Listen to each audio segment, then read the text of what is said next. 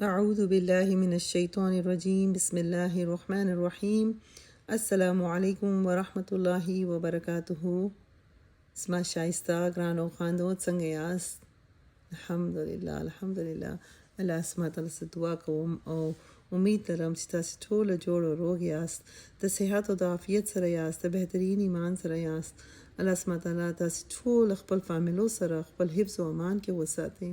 الله سبحانه تعالی تاسو ټول مددگار سي، هر مشکل چې لري هغه الله سبحانه تعالی آسان کی پر تاسو او تاسو په ټول فامیل باندې الله سبحانه تعالی ورحميږي، هر ناجوړي سره وساتي، هر آفت سره، هر مصیبت سره الله سبحانه تعالی وساتي. الله سبحانه تعالی چې وکي چې تاسو روزه میاش په خیر تیریږي. الله سبحانه تعالی چې ستاسو روزي المنځونه تراوی د قران تلاوت دعاګانې زکات خیرات ټول د قبول کی. الله سبحانه تعالی امید کوم چې تاسو د قران په آیت باندې غور او فکر کوئ او په د آیت باندې عمل کول کوشش هم کوئ، ګناه څخه خپل ځان ساتي دا شایسته میاش کی او کوشش کوئ چې ډیر نیکیان وکړو. الله سبحانه تعالی راضي کو. الله چې وکي چې تاسو خپل ایمان عبادت اخلاق معاملات ګرد شایسته کول کوشش کوئ او تاسو ټول ډیر استغفار هم کوئ، ګناه څخه توبه کوئ او خپل اصلاح کول کوشش کوئ او خپل وخت ضایع نه کوئ، دا قیمتي ژوند ضایع نه کوئ، دا قیمتي میاشت دا شایسته برکتو میاشت ده. الله سبحانه تعالی موږ ته توفیق راکړي چې شایسته عبادت وکړو. الله سبحانه تعالی موږ ټول سره راضي سي. الله سبحانه تعالی زموږ عبادتونه قبول کړي. موږ ته ډیر شوق سره د زړه اخلاص سره هر عبادت وکړو، د زړه اخلاص توبه وکړو چې الله سبحانه تعالی موږ ټول بخشش وکړي، د ټول امت مسلمان بخشش وکړي.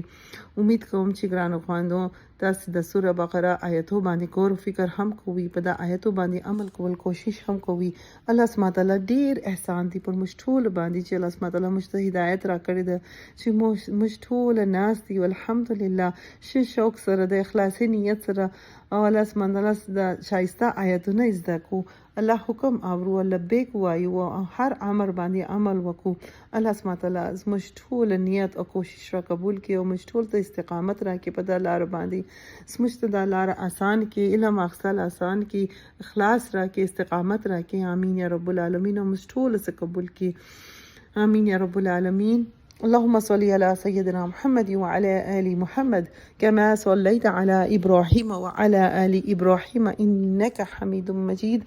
اللهم بارك على محمد وعلى آل محمد كما باركت على إبراهيم وعلى آل إبراهيم إنك حميد مجيد. ربي اشرح لي صدري ويسر لي أمري واحلل عقدة من لساني يفقه قولي. ربي زدنا علما. اللهم فقهنا في الدين. اللهم إنا نسألك علما نافعا وعملا متقبلا ورزقا طيبا. اللهم انفعنا بما علمتنا وعلمنا ما ينفعنا وزدنا علما. سبحان الله وبحمده سبحان الله العظيم. سبحان الله وبحمده عدد خلقه ورضا نفسه وزنة عرشه ومداد كلماته. يا حي يا قيوم برحمتك استغيث لا اله الا انت سبحانك اني كنت من الظالمين. ډیر شایسته حدیث چې زه بیانوم د حدیث په بخاری کې دی. نبی صلی الله علیه وسلم فرمایلی دي چې الله سبحانه تعالی وایي چې هر کله چې زما بنده ما په یادې یعنی زما ذکر کوي او زما په ذکر کې د دوړ شوندان شوري نو هغه وخت زه د سره یم. سبحان الله. دا حدیث معنا دا دی ګرانو خواندو چې الله سبحانه وتعالی وایي چې زه د سره یم، یعنی الله سبحانه وتعالی دغه بنده حفاظت کوي او د هغه ساتنه کوي او د ګناه او نافرمانی څخه ساتي. سبحان الله. او دا شایسته میاش کې باید موږ څونه ډیر باید ذکر وکړو چې هر دیکا زموږ ژبه چې دا الله په ذکر کې باید موږ استعمال کو. سبحان الله. د الله سبحانه تعالی ذکر څونه ډیر فضیلت لري چې الله سبحانه تعالی خپل هغه بنده حفاظت کوي. نن موږ د الله حفاظت ته ډیر ضرورت لرو. دا فتنې په وخت کې موږ ډیر غواړو چې دا حفاظت وسی، نو موږ باید هر وخت هر دقیقه هر ثانیه د الله سبحانه تعالی ذکر وکړو. خاص د امیاش کې ذکر کول ډیر آسان عمل دی. قرآن خواندو بیا او داسو هم موږ ذکر کولای سو. د کور په کار کې چې اخته یو هغه وخت هم موږ ذکر کولای سو. او دا برکت میاش کې موږ وخت ضایع باید ونه کو. هر دقیقه هر ثانیه د الله ذکر وکړو. الله سبحانه تعالی موږ ټول ته توفیق راکړي چې هر دقیقه زموږ ژبه د الله په ذکر کې مصروف سي. یا الهي موږ ته شکر ادا کولو ته زړه راکړي چې ستا هر نعمت شکر وکاږو او قدر وکړو او ستا احسان ومنو. یا الهي موږ ټول ستا شکر گزار بندگان جوړ کړي. په هر حال کې موږ ستا شکر وکاږو. الله سبحانه تعالی موږ ته توفیق راکړي چې دا قیمتي ژوند ضایع نه کړو. یا الهي موږ ته توفیق راکړي چې موږ ستا نه فرمانی ونه کو، خپل ځان ګناه څخه وساتو، منافقت څخه وساتو، غیبت او درواغ کول څخه وساتو، تکبر او ریاکاری څخه وساتو، شرک کفر او بدعات څخه ځان وساتو. یا الله یا رحمان یا رحیم مجتدا قرآن په ذریعہ هدایت راکړي. د قرآن په ذریعہ زموږ خپل عمل شایسته کو، اخلاق شایسته کو، ژوند شایسته کو، آخرت شایسته کو. د قرآن د آیتو حق ادا کو، ستا حق ادا کو، ستا د بندگان حق ادا کو. موږ ټول گمراهی څخه وساتي، غفلت څخه موږ ټول وساتي، سستی څخه وساتي. د رسول صلی الله علیه وسلم په سنت او طریقه باندې موږ ټول عمل وکړو. یا الهي موږ ټول مؤمن او محسنه جوړ کې مفلحین کې شامل کې د نیک خلکو سات په دنیا او کې نصیب کې په آخرت کې د نیک خلکو سات سره راپورته کې. یا الهي موږ ټول ته حلال رزق نصیب کې، موږ په رزق کې برکتونه کې موږ ټول توفیق راکړي، هدایت راکړي. یا الهي چې صراط مستقیم باندې روان سو، موږ ټول روغ بشر راکړي چې په دا میاشت کې ښه عبادت وکړو، تا راضي کو، اخلاص سره روژې نیسو. یا الهي موږ ته توفیق راکړي چې لمونځونه ښایسته کو، نفل عبادتونه وکړو. یا الهي زموږ روژې تراویح عبادتونه دعاګانې خیراتونه قبول کړي. موږ ته توفیق راکړي چې د زړه اخلاص سره توبه وکړو، د دا برکت میاشت قدر وکړو، وخت ضایع نه کو، کوشش وکړو چې نیک کارونه وکړو، ګناه څخه ځان وساتو. یا الهي موږ ټول د حاسد او دشمنان څخه حفاظت وکړي، د بد نظر څخه موږ ټول وساتي، حسد څخه وساتي. یا الهي زموږ زړه څخه نفرت، بغض، حسد ایسته کړي او محبت په زړه کې ورواچي. یا الله سبحانه وتعالی موږ ټول بهترین مثالونه جوړ کړي، زموږ ظاهر او باطن د درواغ څخه وساتي. یا الهي زموږ په سوچ کې هم خیر واچي. یا رب العزت موږ ته توفیق راکړي چې موږ په بل چا کې خوبي او خیر ووینو، خپل عیب ووینو، اصلاح وکړو، د بل چا عیب پټ کړو. یا الله یا الله سبحانه وتعالی یا رحیم یا رزاق د دغه په عوض کې ته زموږ عیب را پټ کړي. یا غفور یا ستار یا غفار یا الهي یا رب موږ ټول ته حق را ښکاره کړي، هر شي چې نه حق دی هغه زموږ ژوند څخه ایسته کړي. یا الهي زموږ نامه اعمال په راسته لاس کې راکړي، د پل صراط لار زموږ دپاره آسان کړي، د جهنم د اور څخه موږ ټول وساتي، ستا دیدار را نصیب کړي، د عرش سایه نصیب کړي، د حوض کوثر اوبه را نصیب کړي. یا الهي ستا نږدې په جنت کې موږ ټول ته کور را نصیب کړي. یا رب العزت موږ ته هدایت راکړي چې خپل اولادو ښه تربیه وکړو، د دین لار دې ته وروښو، زموږ اولادو ته هدایت ورکړي، د متقیان امام جوړ کړي، زموږ دپاره صدقه جاریه جوړ کړي، لمونځ ګزار بندگان جوړ کړي، مسجدونه آباد کړي، د قرآن محبت په زړه کې ورواچي، هر فتنې، هر شر، هر مصیبت څخه وساتي، د بد شریکان څخه وساتي، بد لار څخه وساتي، غفلت څخه وساتي. یا الهي گمراهي څخه وساتي، دې ته د دنیا او د آخرت کامیابي ورکړي، د دې ایمانو حفاظت وکړي، د دې تقوا ډېر کړي. یا الهي موږ ټول بهترین امه جوړ کړي، د دین بهترین خدمت زموږ را روان نسلو زموږ اولادو څخه واخلي. یا رب العزت د مرګ وخت را باندې آسان کړي، د مرګ په وخت کلمه را نصیب کړي، زموږ خاتمه پر ایمان کې موږ ټول د قبر د عذاب څخه وساتي، زموږ قبر د جنت باغ را جوړ کړي، د حشر ورځ آسان کړي، د منکر نکیر سوال جواب آسان کړي، د عرش سایه را نصیب کړي. یا الهي ستا دیدار را نصیب کړي، د قیامت په ورځ زموږ نور را مکمل کړي. یا الله سبحانه تعالی زموږ استادان په وخت کې په صحت کې برکتونه کښېږدي. یا الهي دې ته بهترین اجر په دنیا په آخرت کې ورکړي. یا الهي دې د دنیا کارو کې هم آسانی پیدا کړي. یا الهي دی سه او د دې ټولو فامیل سره راضي سي یا الهي په دا ادارې کې هر څوک چې هر کوشش او کومک کوي که غټ یې که کوچنی یې ټوله ته اجر عظیم ورکړي ټوله څه قبول کړي ټوله ته استقامت ورکړي د ټوله دنیاوي کارو کې هم اساني پیدا کړي یا الهي ټوله شاګردان چې کوششونه کوي په دا ادارې کې یا الهي د ټوله کوششونه قبول کړي د علم اخیستل آسان کې هر څونه آیتونه زده کوي په هغه باندې عمل کول توفیق هم ورکړي یا الهي ټول مریضان ته شفای کامله ورکړي صحت ورکړي شفایابي ورکړي یا الهي موږ هر رقم نه جوړي سو وساته هر فتنه سو وساته موږ ټول ته صحت او ایمان ژوند راکړي یا الهي هر څوک چې وفات شوی دی هغه ټول او بخښه جنت الفردوس نصیب کړي هر څوک چې هر مشکل هر پریشانی لري یا الهي ټول د لپاره آسان کړي هر مشکل چې لري هغه مشکل څخه خلاص کړي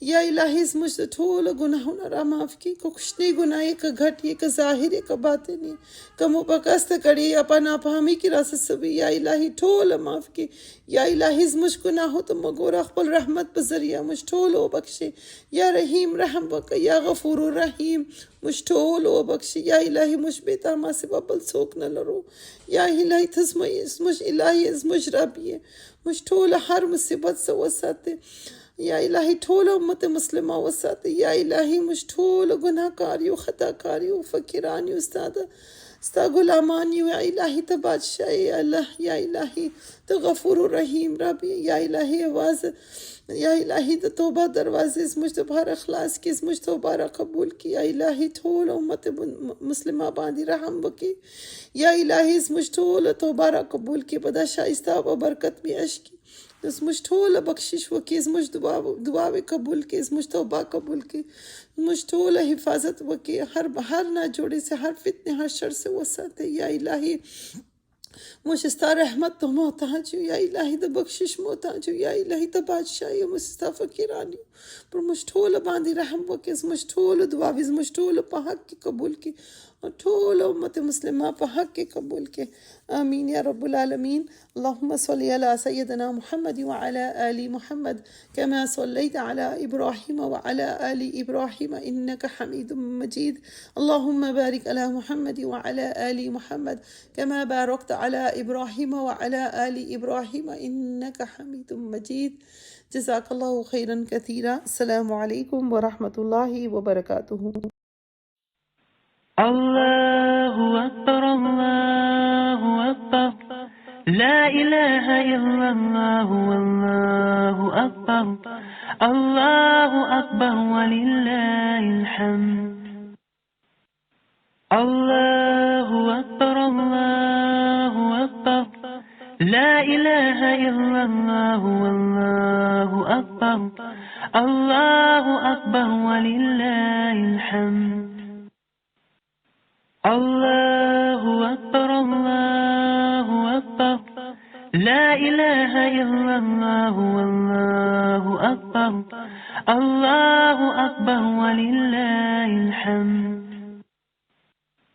الله أكبر الله أكبر لا إله إلا الله والله أكبر الله أكبر ولله الحمد الله أكبر الله أكبر لا إله إلا الله والله أكبر الله أكبر ولله الحمد الله أكبر الله أكبر لا إله إلا الله والله أكبر الله أكبر ولله الحمد الله أكبر الله أكبر لا إله إلا الله والله أكبر الله أكبر ولله الحمد الله أكبر الله أكبر لا إله إلا الله والله أكبر الله أكبر ولله الحمد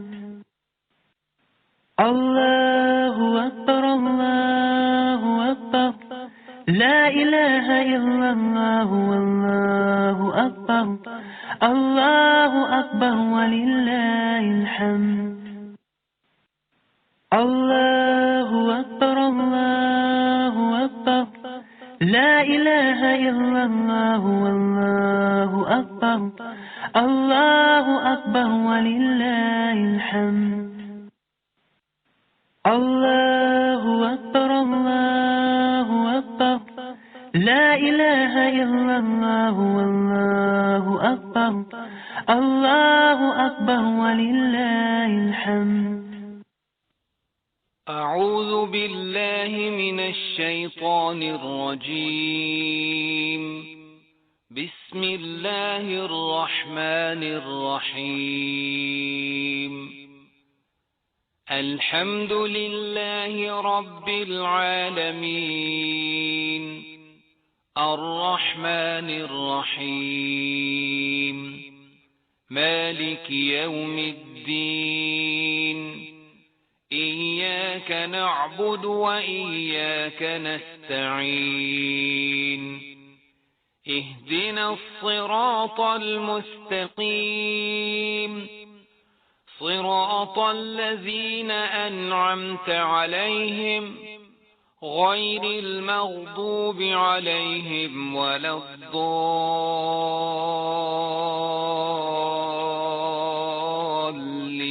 الضالين آمين.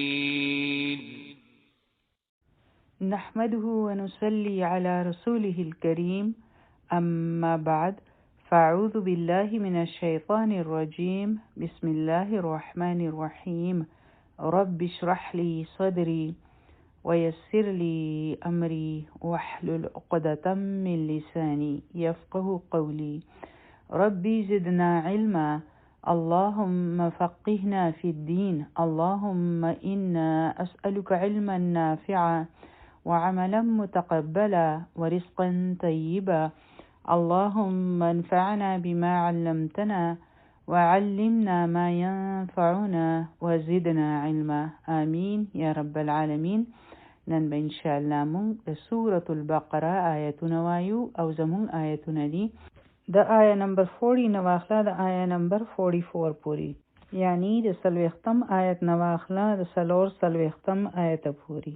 اوله به مونږ د آیتونو لفظي ترجمه کوو.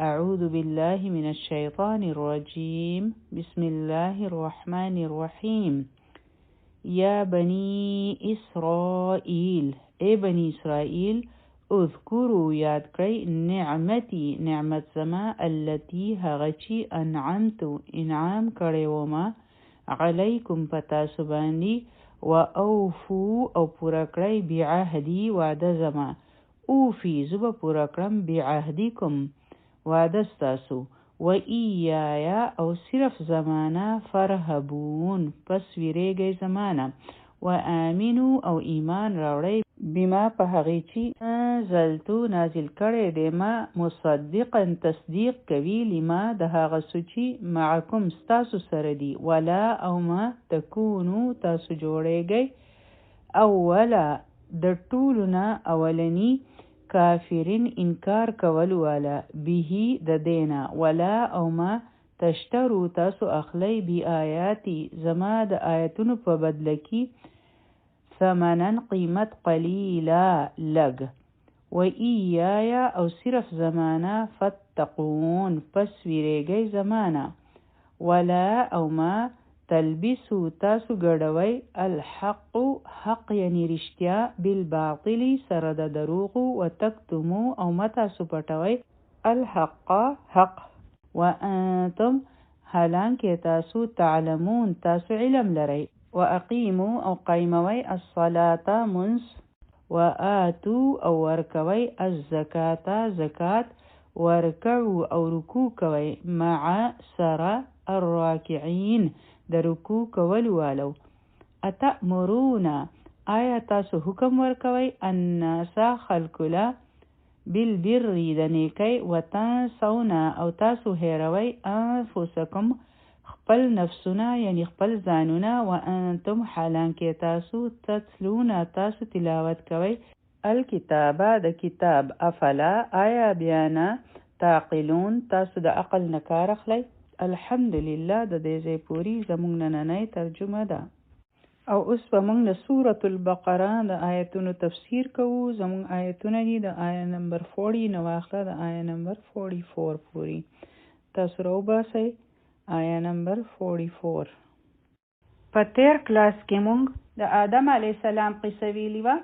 اولنۍ قصه په قرآن کې د آدم علیه السلام ده او د دې قصې نه موږ د ځان لپاره څه زده کړل چې الله تعالی انسان پیدا کړو او بیا یې خلیفه جوړ کړو او راویلېږو دنیا ته. الله تعالی غوښتل چې انسان په دنیا کې د الله تعالی قانون نافذ کړي او چې د الله تعالی د طرف نه کوم احکامات راځي نو د هغې متعلق عمل کوي. او بیا موږ ووی چې آدم علیه السلام پیدا شو نو هغه له الله تعالی فضیلت ورکړو. الله تعالی هغه له د علم نعمت ورکړو او هم د دې علم په وجه هغه ته په فرشتو باندې فضیلت میلاو شو. او بیا الله تعالی فرشتو ته فرمایل چې آدم علیه السلام ته سجده وکړي نو ټول ورته سجده وکړه سیوای د ابلیس نه. او ابلیس په دې وجه سجده ونه کړه چې په هغه کې لوی و. او بیا الله تعالی هغه له جوړه هم پیدا کړه یعنی بیبي حوا به پیدا کړه او هغه ته وی چې په جنت کې اوسه او چې سړي مرضی وي نو هغه خوره. او یو فضیلت ورلدا ورکړو چې هغه یې په جنت کې ځای ورکړو هلته کې آباد کړو او دا هدایت ورلور کړو چې د دې ونی خواله مزه او چې شیطان د الله تعالی د حکم مطابق سجده ونکړه نو الله تعالی هغه ورټو او وی وستو. او دا په قرآن کې مخکې راځي چې هغه الله تعالی ته وی چې مال اجازت راکړه تو مال اجازت راکړه چې زه دا انسان لمسوم او هغه په دې کې بیا کامیاب شو چې هغه قسمونه وخوړل. اوس سوال دا دی چې هغه څنګه په جنت کې داخل شو ځکه چې هغه خو د کافرانو نشو او کافر خو جنت ته نشي تللی. د دې په باره کې ډېرې خبرې راځي او زه تاسو ته په دې وجه نه کوم ځکه چې دا اکثر اسرائیلی روایات دي او دا غینه پته نه لګي چې دا صحیح دی او کنه. او دویمه خبره ده چې د کوم څیز زموږ د عمل سره څه تعلق نشته نو په هغې کې هسې فضول بحثونه کول چې هغه کومه ونه وه هغه شیطان چې تینه میوه خوړلې وه یا شیطان څنګه جنت ته ورسېدو. ځینې خلک وایي چې دا کوم جنت و دا هغه جنت دی. نو دا قسم خبرې چې دي که نه دا قسم بحثونه کول د دې موږ ته هیڅ فایده نه رارسي. ټیک شوه. نو یعنی ځینې خلک وایي چې ګوري چې دا جنت خلد و او که دا بل جنت و او که الله تعالی چېرته یو بل جنت جوړ کړی او چې هغې پکې عارضي طوره چولی و نو الله عالم. زموږ دپاره چې د پوهېدو کومه خبره ده نو هغه موږ ته دلته ویلی شوې ده چې اوس شیطان دلته څنګه راورسېدو. اوس په هره طریقه چې رارسېدلی دی د دې سره ستا او زما په عمل کې هیڅ فرق نه راځي هیڅ فایده موږ له دا نه راکوي. که موږ ډېر هم د دې په باره کې سراغ لګول شروع کړو نه دې نه به موږ ته څه فایده راورسي. د سوچ خبره دا ده چې شیطان هغوی ولمسول او هغوی د هغه ځای نه وایستل او الله تعالی فرمایل چې اهبطوا بعضکم لبعض عدو چې تاسو په خپلو کې د یو بل دشمنان یې. او په قرآن مجید کې یو خبره یاد ساتئ چې په دې کې هر شی په ترتیب سره نه دی راغلی یعنی اوله دا وشو بیا دا وشو یعنی دا سیکونس چې ورته ویلی شي نو دا هغه شانتي نه دی چې موږ یو قصه بیانوو نو دای مونږ چې دای بیا وکړو ټیک شوه. لیکن د قرآن اسلوب جدا دی. اوله هغوی ځمکې ته راغلو نو بیا هغوی معافي وغوښته او هغوی ته بره ویلی شوي وو چې تاسو ټول لاندې کوز شئ او بیا آدم علیه السلام ته فرمایلی شو چې زما د طرف نه به تاسو له هدایت راځي ستاسو په ذریت یعنی اولاد پسې به راځي او چې څوک زما په هدایت باندې ځي نو د هغو دپاره به هیڅ ویره او غم نه وي. نو په دنیا کې هم دا دوه څیزونه دي چې په هغې پسې انسان ګرځي او هغه وایي چې دا ماته میلو شي او پیسه هم بنده په دې وجه غواړي چې ډېره وي چې زما غم نه وي چې زما سره یره نه وي نه چېرته سبا له زه خدا نه خواسته بیمار شم، که چېرته زما کاروبار خراب شي، چې زما سره د کاروبار غم نه وي، په دې وجه هغه ډېره پیسه جوړوي، کوششونه کوي، لیکن الله تعالی دا نقصه په مال کې نه ده ایښي چې انسان دی مال جوړ کړي او د هغو سره به غم نه وي. هغه او فرمایل چې څوک زما د هدایت اتباع کوي نو د هغو دپاره به یره او غم نه وي. په دنیا کې خدا سي چرته هم نشي کېدی چې د بنده د هیڅ یره او غم نه وي مکمل طور، دا صرف په آخرت کې کېدی شي. بیا موږ ته دا وفرمایلی شو چې کوم خلق د الله تعالی د آیاتونو سره کفر کوي او د هغې نه انکار کوي نو د هغوی سره به څه کېږي. دا نن چې موږ کوم آیاتونه ویلو والیو نو په دې کې موږ پوهه کړو. دا یو داسې قوم او د یو داسې امت په باره کې راته وفرمایل د یو داسې قوم چې یو داسې قوم ستاسو نه مخکې تیر شوی و، الله تعالی هغوی له یو ډېر غټ مقام ورکړی و، د وحي علم هم ورله ورکړی و، هغوی له دنیاوي علم هم ورکړو او الله تعالی غوښتل چې دوی رول ماډلز جوړ شي چې څوک د الله تعالی د وحي پیروي کوي نو د هغوی سره به هیڅ ویره یا غم نه وي، هغوی له به وحي راځي او چې هغوی پرې لاړ شي یعنی چې په هغې عمل کوي نو هغوی به دنیا ته دا خبره ثابته کړي چې د الله تعالی په وحي چې کوم خلق ځي نو هغوی څنګه وي او الله تعالی هغوی چوز کړل، ټیک شو، هغوی یې منتخب کړل چې هم دا خلق به وي چې د نورو خلکو دپاره به دی مثال جوړیږي چې خلق دی ته وګوري او د الله تعالی د پیغام اتباع ورته ډېره ښه ښکاره شي چې دا څومره ښه شی دی چې د هغوی ژوند څومره پرسکونه شو،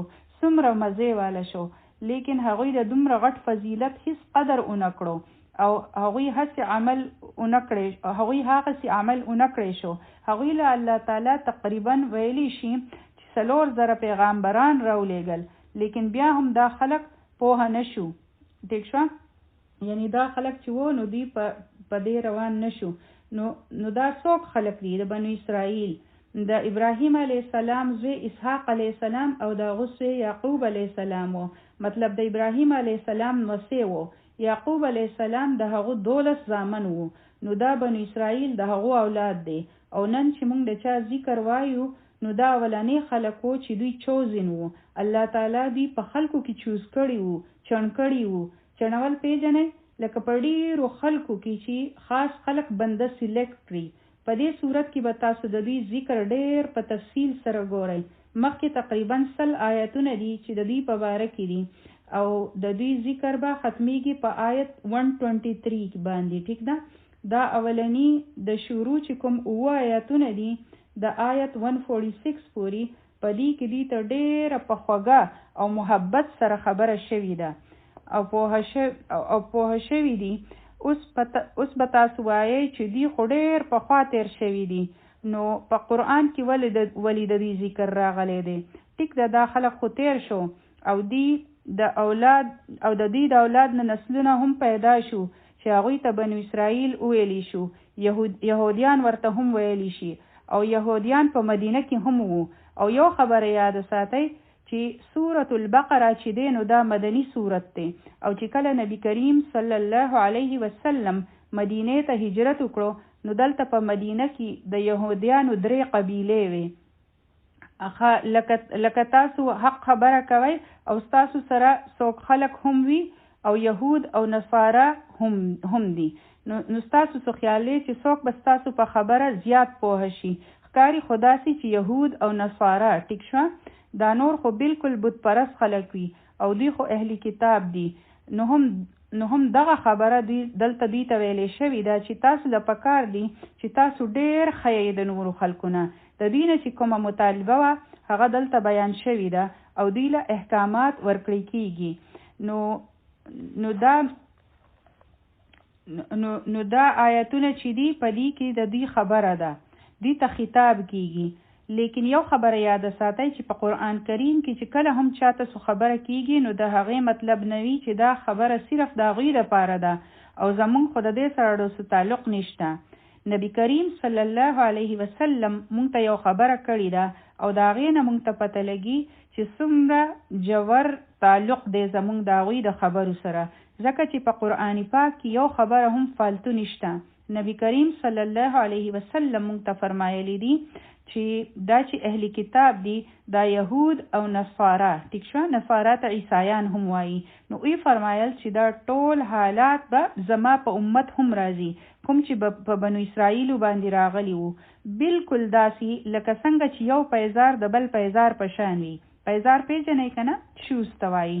او په یو بل حدیث کې راځي چې پتاسو به هم هغه هرڅو پتاسو کې به هم هغه هرڅو وي کوم چې په نور چې کوم چې نور امتونو کړي وو، تر دې چې کو هغوی د ګو په سوري کې ننوځي نو تاسو به هم ننوځئ. او کو په هغوی کې یو بدبخت داسې هم وي چې د خپل مور سره زنا کوي، نو په تاسو کې به هم لازمن یو داسې بدبخت پیدا شي چې هغه به هم دغه حرکت وکړي. یعنی دومره خلک د هغوی په شان کارونه کوي. په دې وجه چې په هغوی کې کم خرابې وو، د هغوی په عقیده او اخلاقو کې چې کوم خرابې پیدا شوی وو، نو هغه مونږ ته ښکاره کړل چې مونږ پوه شو، مونږ عبرت واخلو چې ګورئ مونږ به داسې نه کوو لکه څنګه چې دوی وو. او بل تاسو د سورة الفاتحه په آخر کې ویلی وو د مغضوب علیهم په باره کې ویلی مو کنه. او ما تاسو ته څه ویلی وو چې دا هغه خلک دی چې د چا سره علم شته لیکن عمل نشته. او نبی کریم صلی الله علیه وسلم او فرمایل چې دا يهوديان دي. نو په سورة الفاتحه کې دوی ته يهود ولی ونویلی شو او مغضوب ورته ولی ویلی شو چې یا الله مونږ د يهوديانو په لار باندې مبوزه. ځکه چې نمبر 1 ټول يهوديان داسې نه دي. زمره دې خبرې مقصد دا و دا اوس چې مې دلته وکړله چې دا یعنی ټوله خبره چې دا صرف د يهوديانو د پاره نه ده، ټیک شو، لیکن يهوديان تینا هم مراد دي. لیکن اوس دغه پوینټس تاسو بیانوم چې ټول يهوديان داسې نه دي، پاغي کې هم ځینې داسې دي چې هغوی به ایمان راوړي.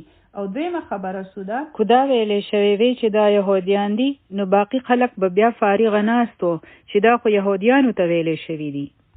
نه، په دې کې هغه خلک هم راځي چې چا سره علم وي او هغوی عمل اونه کړي، ټیک ده، او چې هغوی مغضوب علیهم شو نو هغوی څو کارونه کړي وو چې د هغې په وجه په هغوی باندې د الله تعالی غصه وه، ټیک شوه. د مغضوب علیهم معنی ده چې د الله تعالی پې غصه وه. نو اخر هغوی داسې څه کړي وو، دا سوال راځي که نه په ذهن کې چې اخر دې خلکو اخر داسې څه کړي وو چې دوی مغضوب علیهم شو، چې هغه څه داسې کارونه وو چې مونږ ته ویلې شوي دي چې دا دعا کوي چې یا الله مونږ د هغوی په لاره مه چلوه، مونږ په هغه لاره باندې مه بوځه. د هغوی کارونه چې کوم کړي وو هغوی څنګه دې درجې ته ورسېدل، حالانکې د الله تعالی رحمت ډېر وسیع دی. مونږ په الرحمن او الرحیم کې دا ویلي که نه، نو هغوی څه کړي وو، نو هغه مونږ ته ویلې کېږي. نو اوس پوه شوئ چې دا ولې مونږ ته ویلې کېږي، ځکه چې د ځینو خلکو بیا دلچسپي ختمه شي چې دا خو د بني اسرائیلو قصې دي، نو زمونږ د دې سره څه تعلق دی. نه، زمونږ د دې سره ډېر غټ تعلق دی، او دا د پوهېدو خبرې دي زمونږ لپاره چې زمونږ ورسره څنګه تعلق دی، ځکه چې دا خو زمونږ کتاب دی او زمونږ د سبق دپاره دی. هغوی خو ګرې چې وایي او کونی وایي، خو زیاتې مسلمانان وایي که نه دا قرآن. نیمه سورة البقره خو د یهودیانو په قصه کې لاړه، مونږ پې څه کوو؟ نه زمونږ دپاره په دې کې ډېرې د عبرت خبرې دي. او چې کله د بل مثال ورکړی کېږي، تاسو به هم خپلو بچو له د بل مثال ورکوئ چې بچیه د فلاني په شان جوړ شه، بچیه د فلاني په شان مه جوړېږه. مونږ داسې مثالونه ورکوو که نه؟ دغه شان دا مثال امت مسلمه ته بیانیږي چې وګورئ تاسو د خلکو ته او چېرته تاسو دا چلونه ونه کړئ، ټیک شو، او ورسره هغوی له هم دعوت ورکړی کېږي د الله، خو د هغوی سره د الله تعالی خو د هغوی سره هم خیرخواهي ده که نه، ځکه چې هغوی خو هم د الله تعالی بندیان دي چې تاسو هم راشئ دلته، مطلب اسلام طرف ته. نو په سورة البقره کې د یهود خبرې دي، د مغضوب علیهم په باره کې خبرې دي، او په سورة آل عمران کې د الضالین په باره کې په هغې کې د عیسایانو خبرې دي، ټیک ده. دا خبره به درته بیا یادوي چې په سورة البقره کې د چا ذکر دی؟ د یهود، او په آل عمران کې د عیسایانو. نو دوی مغضوب علیهم دي، دوی داسې دي، او هغوی الضالین دي، نو هغوی هغسې دي. یعنی یهودو ته مغضوب علیهم ویلی شو او کرسچنز ته الضالین. پوه شوي په دې خبره؟ اوس تفسیر شروع کوو مونږ.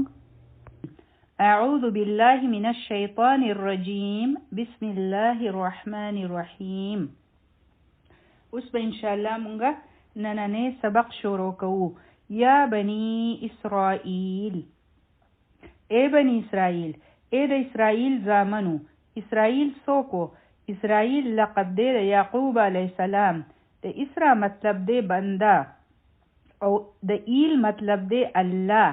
دا په هیبرو کې یعنی عبرانی ژبه کې د دې معنی ده او دا هغه معنی ده چې کومه د عبدالله ده. نو په عبرانی ژبه کې عبدالله ته اسرائیل ویلی شي او دلته بنو اسرائیل ته دا ندی ویلی شوی چې ای یهود، داسې ندی راغلی چې یا ایها الیهود ورته ویلی کېدی شو. د هغې وجه څه ده چې کله بنده د پلار په نوم یاد شي، چې کله د چا یو ډېر بزرګ پلار نیکوي د هغوی نوم واغستی شي. مثلا که ستاسو نوم څوک واخلي چې ای د فلانی لور، د بل طرف ته ستاسو نوم واغستی شي، نو په دوانو کې فرق سوي. چې کله تاسو ته ویلی شي د فلانی لور، نو د هغې مطلب وي چې تاسو ته د فلانی لور ویلی شي، نو په تاسو کې هغه وخت بل شان جذبات پیدا شي کنه سوي. خو چېرې تاسو ته ستاسو د پلار په نوم آواز شي او که هغه ډېر سخي وي چې ای د فلانی لور، چې هغه ډېر سخي وو، تو هم سخاوت وکړه. او که د یو عالم نوم واغستی شي چې ای د فلانی لور، نو دې مطلب وي چې تاسو له هم علم طرف ته راتلل پکار دي، تاسو له هم علم زده کول پکار دي، ځکه چې تو خو د فلانی لور یې، یعنی د هغو د نوم عزت وساته. ټیک شوه؟ دلته کې ځکه د پلار د نوم سره خبره کیږي، پلار او د نیکو سره. او دلته چې هغوی ته ویلی شو چې ای د اسرائیل زامنو، د دې مطلب دی چې یعقوب علیه السلام خو د الله تعالی ډېر غټ فرمانبردار و او د الله تعالی ډېر غټ شکرګزاره و. تاسو د هغو زامن یې، نو په دې آواز ورکولو کې د پوهې یو خبره ده چې تاسو خو د هغو زامن یې. تاسو له خو پکار دی چې د نورو نه ښه یې، لکه څنګه چې ستاسو پلار و، نو تاسو له پکار ده چې د هغو په شان شئ تاسو. نو وفرمایلی شو اذکروا نعمتی التي انعمت علیکم، یاد کړئ زما نعمتونه. الله تعالی فرمایي چې ما چې په تاسو باندې کوم نعمتونه کړي وو، ما خو تاسو له ډېر نعمتونه د انعام په طور درکړي وو. په هغوی باندې الله تعالی کوم نعمتونه انعام کړي وو او څه مقصد دی دلته. هغوی ته د نعمتونو په باره کې یادګیرنه کیږي. نو دا دوه سوالونه په ذهن کې راځي، څه نعمتونه په هغوی انعام شوي وو. د هغې په باره کې الله تعالی په سورة المائده کې فرمایلی وو وَإِذْ قَالَ مُوسَى لِقَوْمِهِ، چې کله موسی علیه السلام وویل خپل قوم ته یا قومي، ای زما قومه، اذکروا نعمت الله علیکم، یاد کړئ هغه نعمتونه کوم چې الله تعالی تاسو له د انعام په طور درکړي دي. او هغه څه نعمتونه وو؟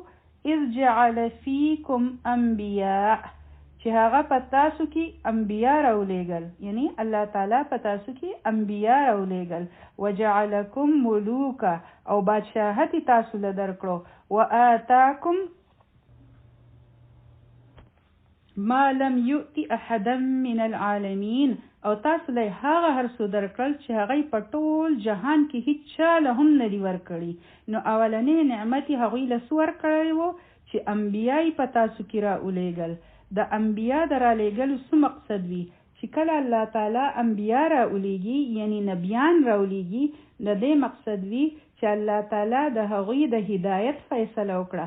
الله تعالی وغوښتل چې دا خلک سم شي، صحیح شي، صحیح لارې ته راشي. ټیک شوه؟ نو په دې وجه باندې چې دوی د دنیا او د آخرت کامیابی حاصله کړي، خپل آخرت ښکلی کړي، نو په دې وجه الله تعالی انبیا راولیږل. ټیک ده؟ د هغوی د ښه جوړولو دپاره، د هغوی نه د خرابي د لرې کولو دپاره، د ټولو نه غټ نعمت دوی له څه ورکړی شوی و چې هغه د ټولو نعمتونو نه غټ دی. نو هغه دی د هدایت نعمت. د انبیا په ذریعه الله تعالی د هدایت پیغام الله تعالی راولیږو. لکه څنګه چې آدم علیه السلام ته الله تعالی فرمایلی وو چې فإما يأتينكم مني هدى فمن تبع هدايا، دا خبره راغلی وکنه چې زما د طرف نه به د هدایت پیغام درځي تاسو له. نو دوی له بنو اسرائیل له الله تعالی د هدایت پیغام راولېږو د انبیا په ذریعه، او دا دومره لوی نعمت وي ځکه چې د هدایت نه بغیر هیڅ نعمت هم نعمت نه دی. لکه تاسو ته اولاد میلاو شي لیکن هدایت نشته، نو هغه اولاد د انسان د پاره غم جوړ شي، د بنده د جړه سبب جوړ شي. کو چری د بنده سره مال وي لیکن هدایت نه وي، نو بیا هغه مال بنده هسي په عیاشۍ کې الوزي را الوزوي، او بیا هغه مال د انسان د پاره سخت حساب کتاب او د عذاب سبب جوړ شي. دغه شان کو د انسان سره صحت وي او که انسان هغه د هدایت په لاره کې ونه لګوي او ګناهونه کې ولګوي، نو هغه د هغو دپاره زحمت جوړ شي. نو د هدایت نعمت دومره غټ نعمت دی چې دا د هر څه د پاسه دی. نو دا هغه نعمت وګڼئ، نو دا هغه نعمت جوړ کړي، ګنې کو هدایت پکې نه وي نو هغه د بنده دپاره زحمت جوړ شي، نو بیا هغه د بنده دپاره د عذاب سبب جوړ شي. نو د هدایت دومره غټ نعمت تاسو له درکړو. او نور تاسو ته ما ویلي وو چې په سورة المائده کې څه راغلي وو، د هغې نه پسې درله بادشاهت درکړو. په هغوی کې داود علیه السلام راغلی وو او سلیمان علیه السلام هم راغلی وو، او بادشاهت د هغوی دومره لوی وو، هغه داسې بادشاهت وو چې هغه شان په ټوله دنیا کې هیڅ چاته نه دی میلاو شوی. او تاسو ته پته ده د سلیمان علیه السلام په شان بادشاهت په دنیا کې هیڅ چاته نه میلاو شوی دی او نه به چېرته میلاو شي. یعنی د هغو په بادشاهت کې صرف انسانان نه وو، د هغو بادشاهت په هر څیز باندې وو، په مارغانو باندې وو، په پیریانو باندې وو، په میږو باندې وو. دا به انشاءالله مونږ په مخکې صورتونو کې وایو. او هغه په عالمین کې الله تعالی، یعنی په ټول عالمین کې الله تعالی هغه شان بادشاهت هیڅ چاله نه ورکړي. الله تعالی هغه له چې څه ورکړي دي تاسو ګورئ، من او سلوا دوی ته میلاو شوي وو، د وریځو سوري په هغوی شوی وو. الله تعالی هغوی ته د فرعون نه نجات ورکړی وو، هغوی یې بچ کړي وو. دا ټولې خبرې به په مخکې سبقونو کې راځي. داسې خو د هیڅ چا سره هم نه دي شوي. لکه من او سلوا د چا د پاره نازل شوي دي او د چا د پاره وریځو سوري جوړ کړی دی، د یو امت د پاره هم داسې نه دي شوي. نو تاسو له الله تعالی دومره غټ غټ نعمتونه درکړي دي. اوس پوه شوئ په دې خبره.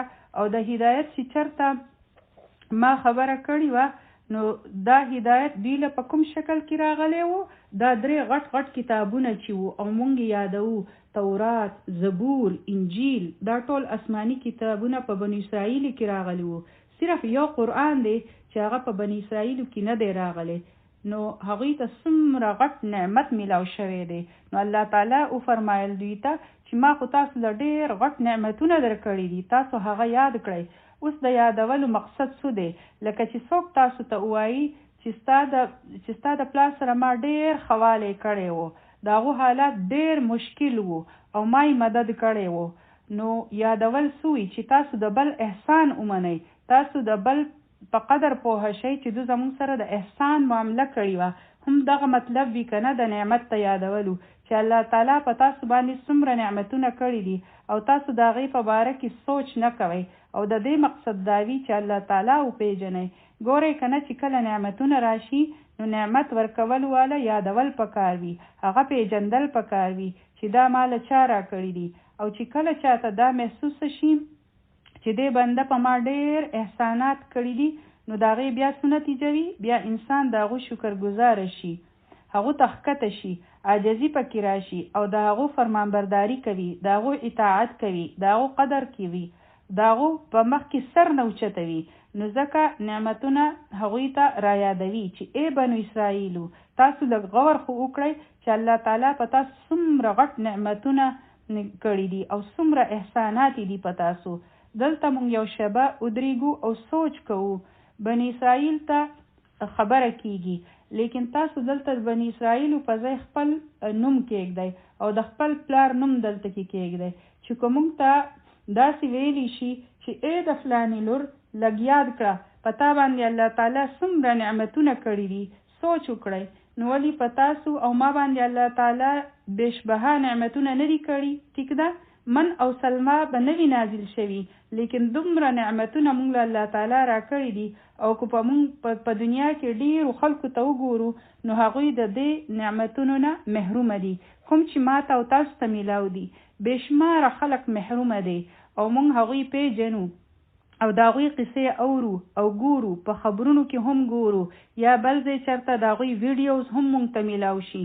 موږ ته پته ده چې په خلکو باندې څه تېرېږي او هغوی هم زموږ په شان انسانان دي، په دې زمانه کې دي، په کومه زمانه کې چې موږ په عیش او آرام سره اوسو، په خپلو کورونو کې په سکون سره اوسو او هغوی د کومو حالاتو نه تېرېږي.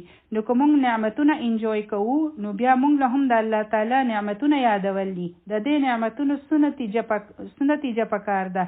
اطاعت هم پکار دی چې زیات شي زموږ، او زموږ سوال دی الټه چې څومره هم نعمتونه ډېر ملاویږي نو هغه شان د انسان سرکشي سیوا کیږي، د انسان هغه مره الله تعالی ډېر زیات هېریږي چې کله ایسی لګېدلی وي نو ډېر ښه خوب راځي، نو بیا بنده مونځ له کله پاسېدی شي، او چې کله زمونږ فریجونه د میوو د خوراکونو نه ډک وي نو بیا بنده روژه کله نیوي شي، او چې کله انسان په ډیرو مزو چرچو کې وي د عیش او آرام ژوند تېروي نو بیا هغوی پارټیز ټیک شوه او هغوی ویکیشنز کوي، په سیلونو ځي، هغوی نور ډېر مصروفه شي او د الله تعالی د فرمانبردارۍ نه وځي او هغه ترېنه هیر شي او هغه په فن پارټیز او مزې چې وي په هغې کې اخته شي او د هغو نه عاجزي لاړه شي نو هغه نور سرکشه شي او د الله تعالی حدونه ماتوي.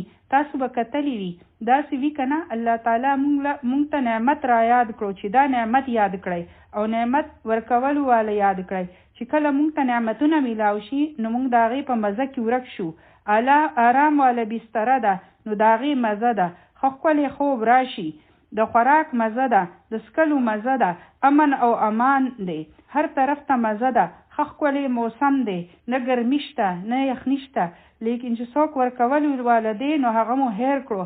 الله تعالی خو هسې هم انسان کم یادوي، هیر وي ترېنه، لیکن چې کله نعمت میلاو شي نو بیا خو پکار ده چې الله تعالی راته را یاد شي.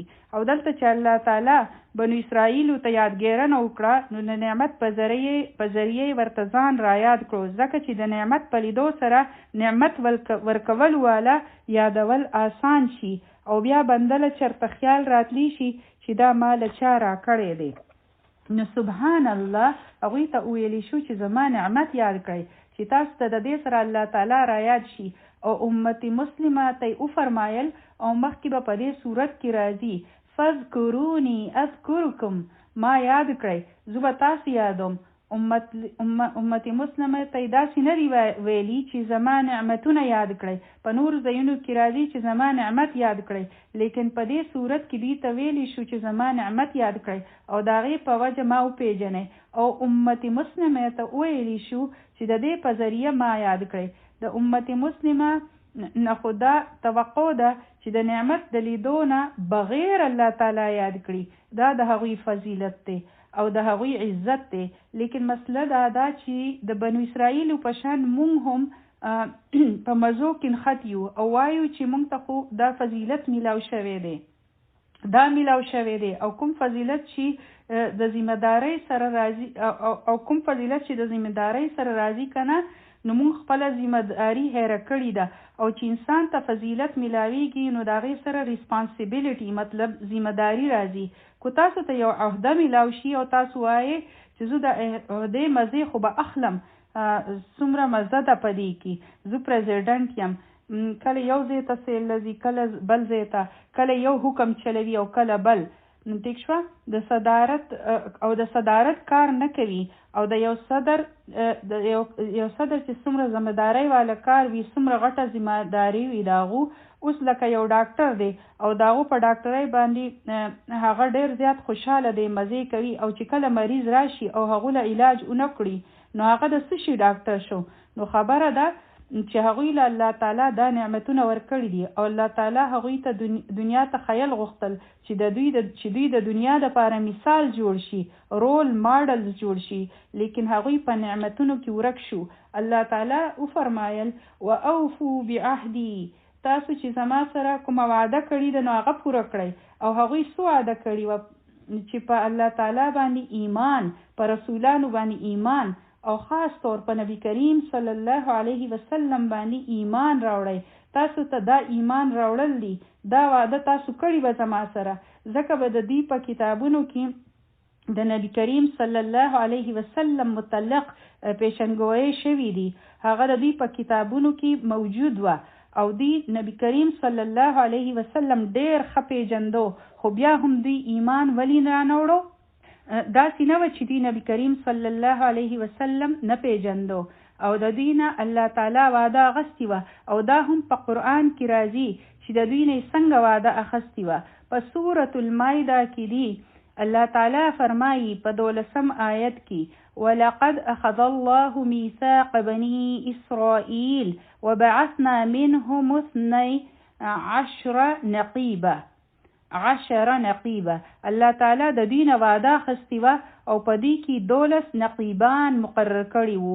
وقال الله إني معكم، او الله تعالی فرمایلی وو چې زه ستاسو سره یم، لیکن شرط سوده لئن اقمتموه الصلاة وآتيتم الزکاة، منځ کوئ او زکات ورکوئ. نو منځ او زکات د دې په شریعت کې هم وو.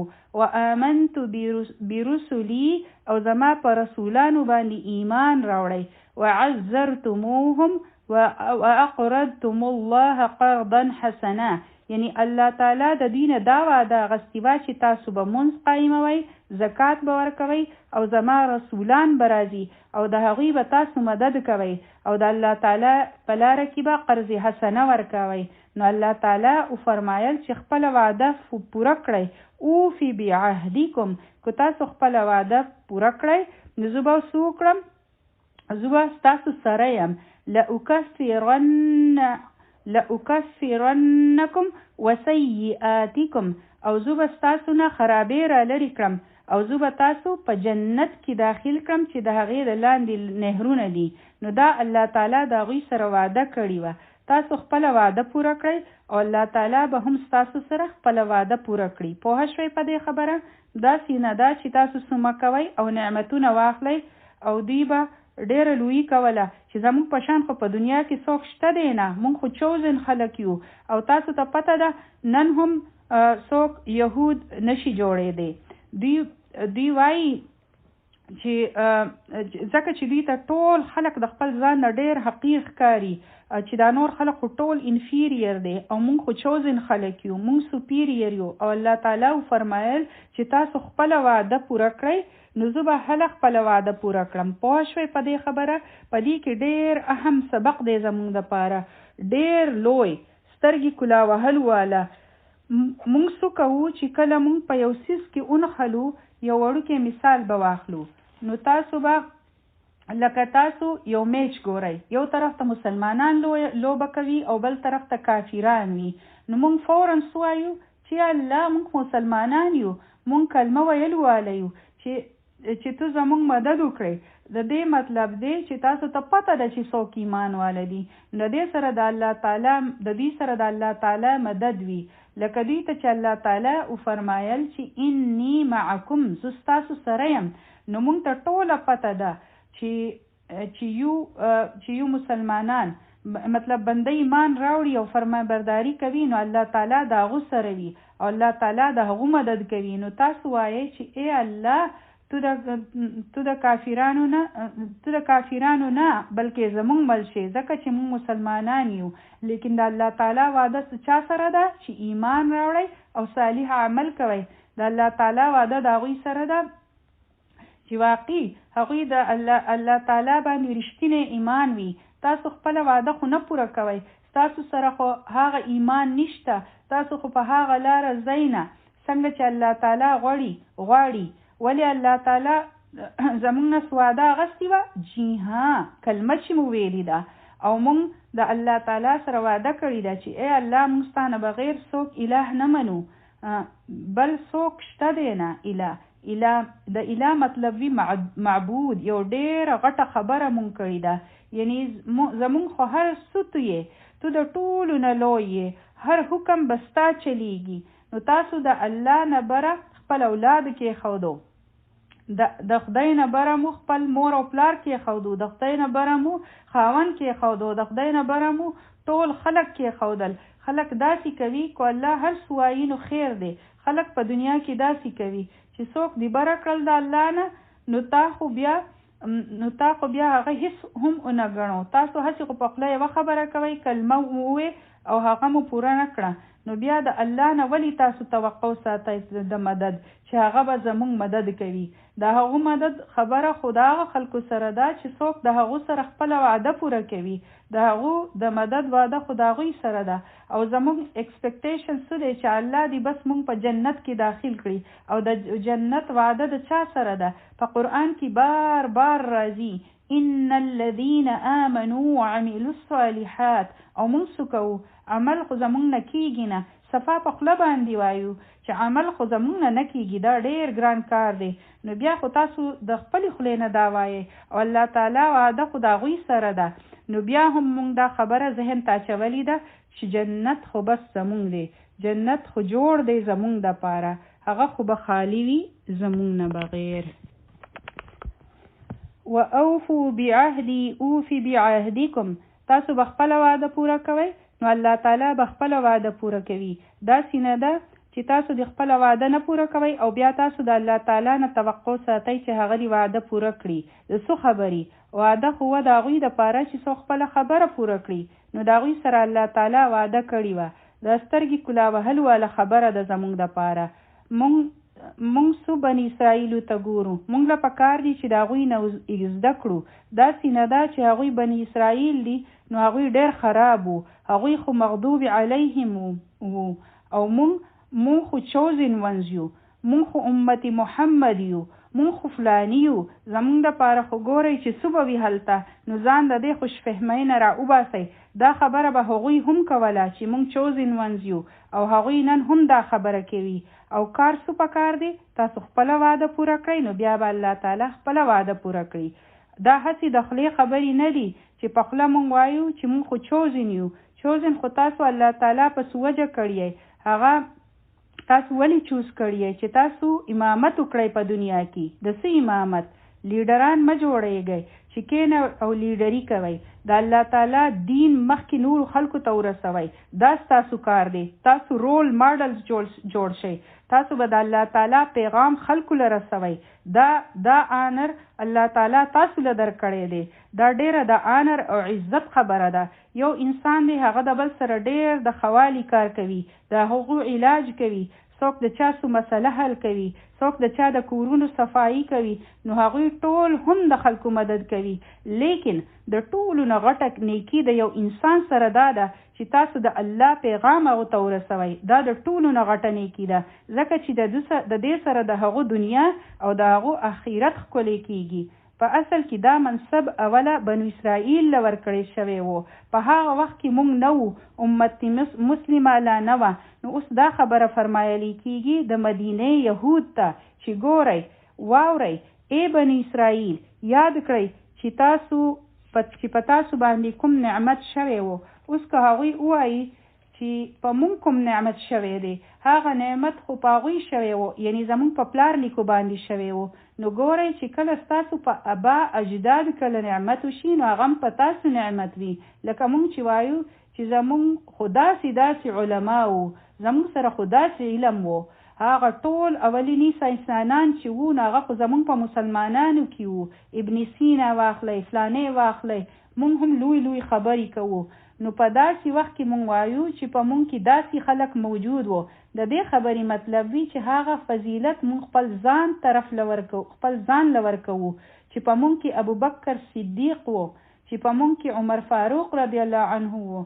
دغه شان خبرې مونږ کوو که نه ځکه چې ستاسو کوم ابا اجداوي نو د هغوی فضیلت تاسو خپل طرف ته منسوب کوئ چې دا خو زموږ فضیلت دی چې مسلمانان خو داسې وو مسلمانان هغسې وو دا شرف هغوی په خپل سر اخلي نو دغه شان چې د دوی په ابا اجداد باندې کوم نعمتونه شوي وي نو هغه په دوی باندې هم وو نو الله تعالی فرمایل چې تاسو خپل وعده پوره کړئ او زه به خپل وعده پوره کړم زه به هم ستاسو مدد وکړم، زه به هم ستاسو سره یم، زه به هم تاسو له د دنیا او د آخرت خوشحالۍ درکړم، ستاسو ګناهونه به زه ستاسو نه لرې کړم او په جنت کې به مو داخل کړم.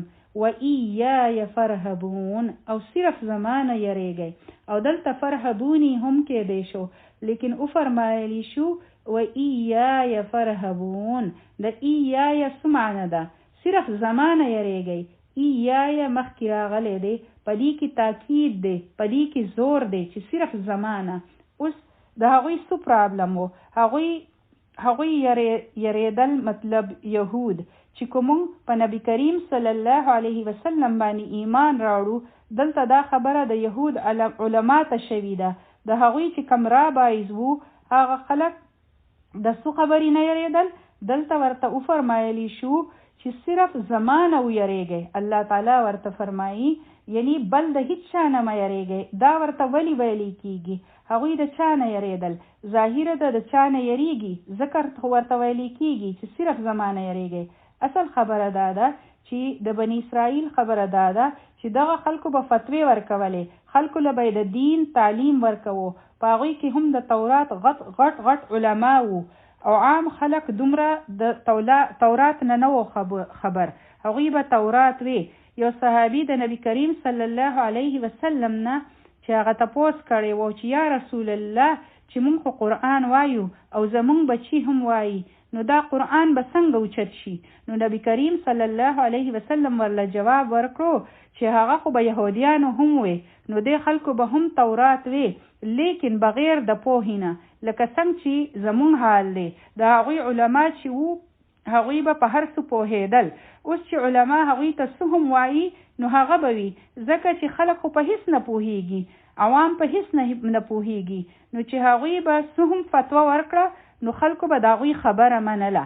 نو اوس دوی پسې یریدل، یعنی د یهود علما هغوی په دې خبره یریدل که چېرې مونږ داسې څه خبره وکړه چې په دې نبی کریم صلی الله علیه وسلم مونږ ایمان راوړو او دا هغه نبی دی چې د دوی په باره کې زمونږ په کتابونو کې راغلی دی، ځکه چې د دوی په کتاب کې نن هم شته.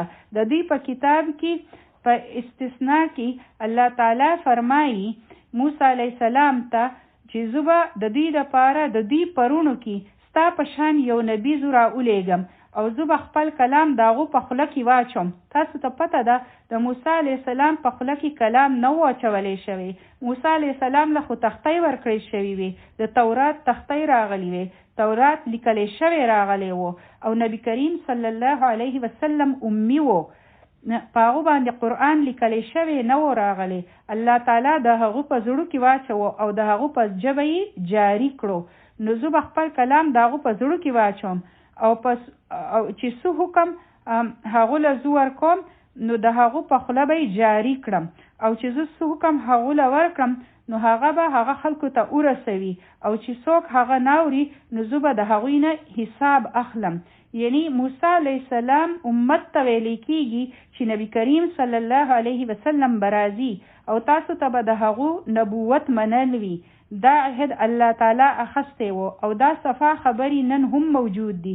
اوس که هغوی د لږ وخت لپاره سوچ وکړي، لوی علما ناس وو، که هغوی دا ووایي چې دا هغه نبی دی او راغلی دی، تاسو په دو باندې ایمان راوړئ، نو څه به وشي؟ د لږ ساعت لپاره سوچ وکړئ، څه به وشي؟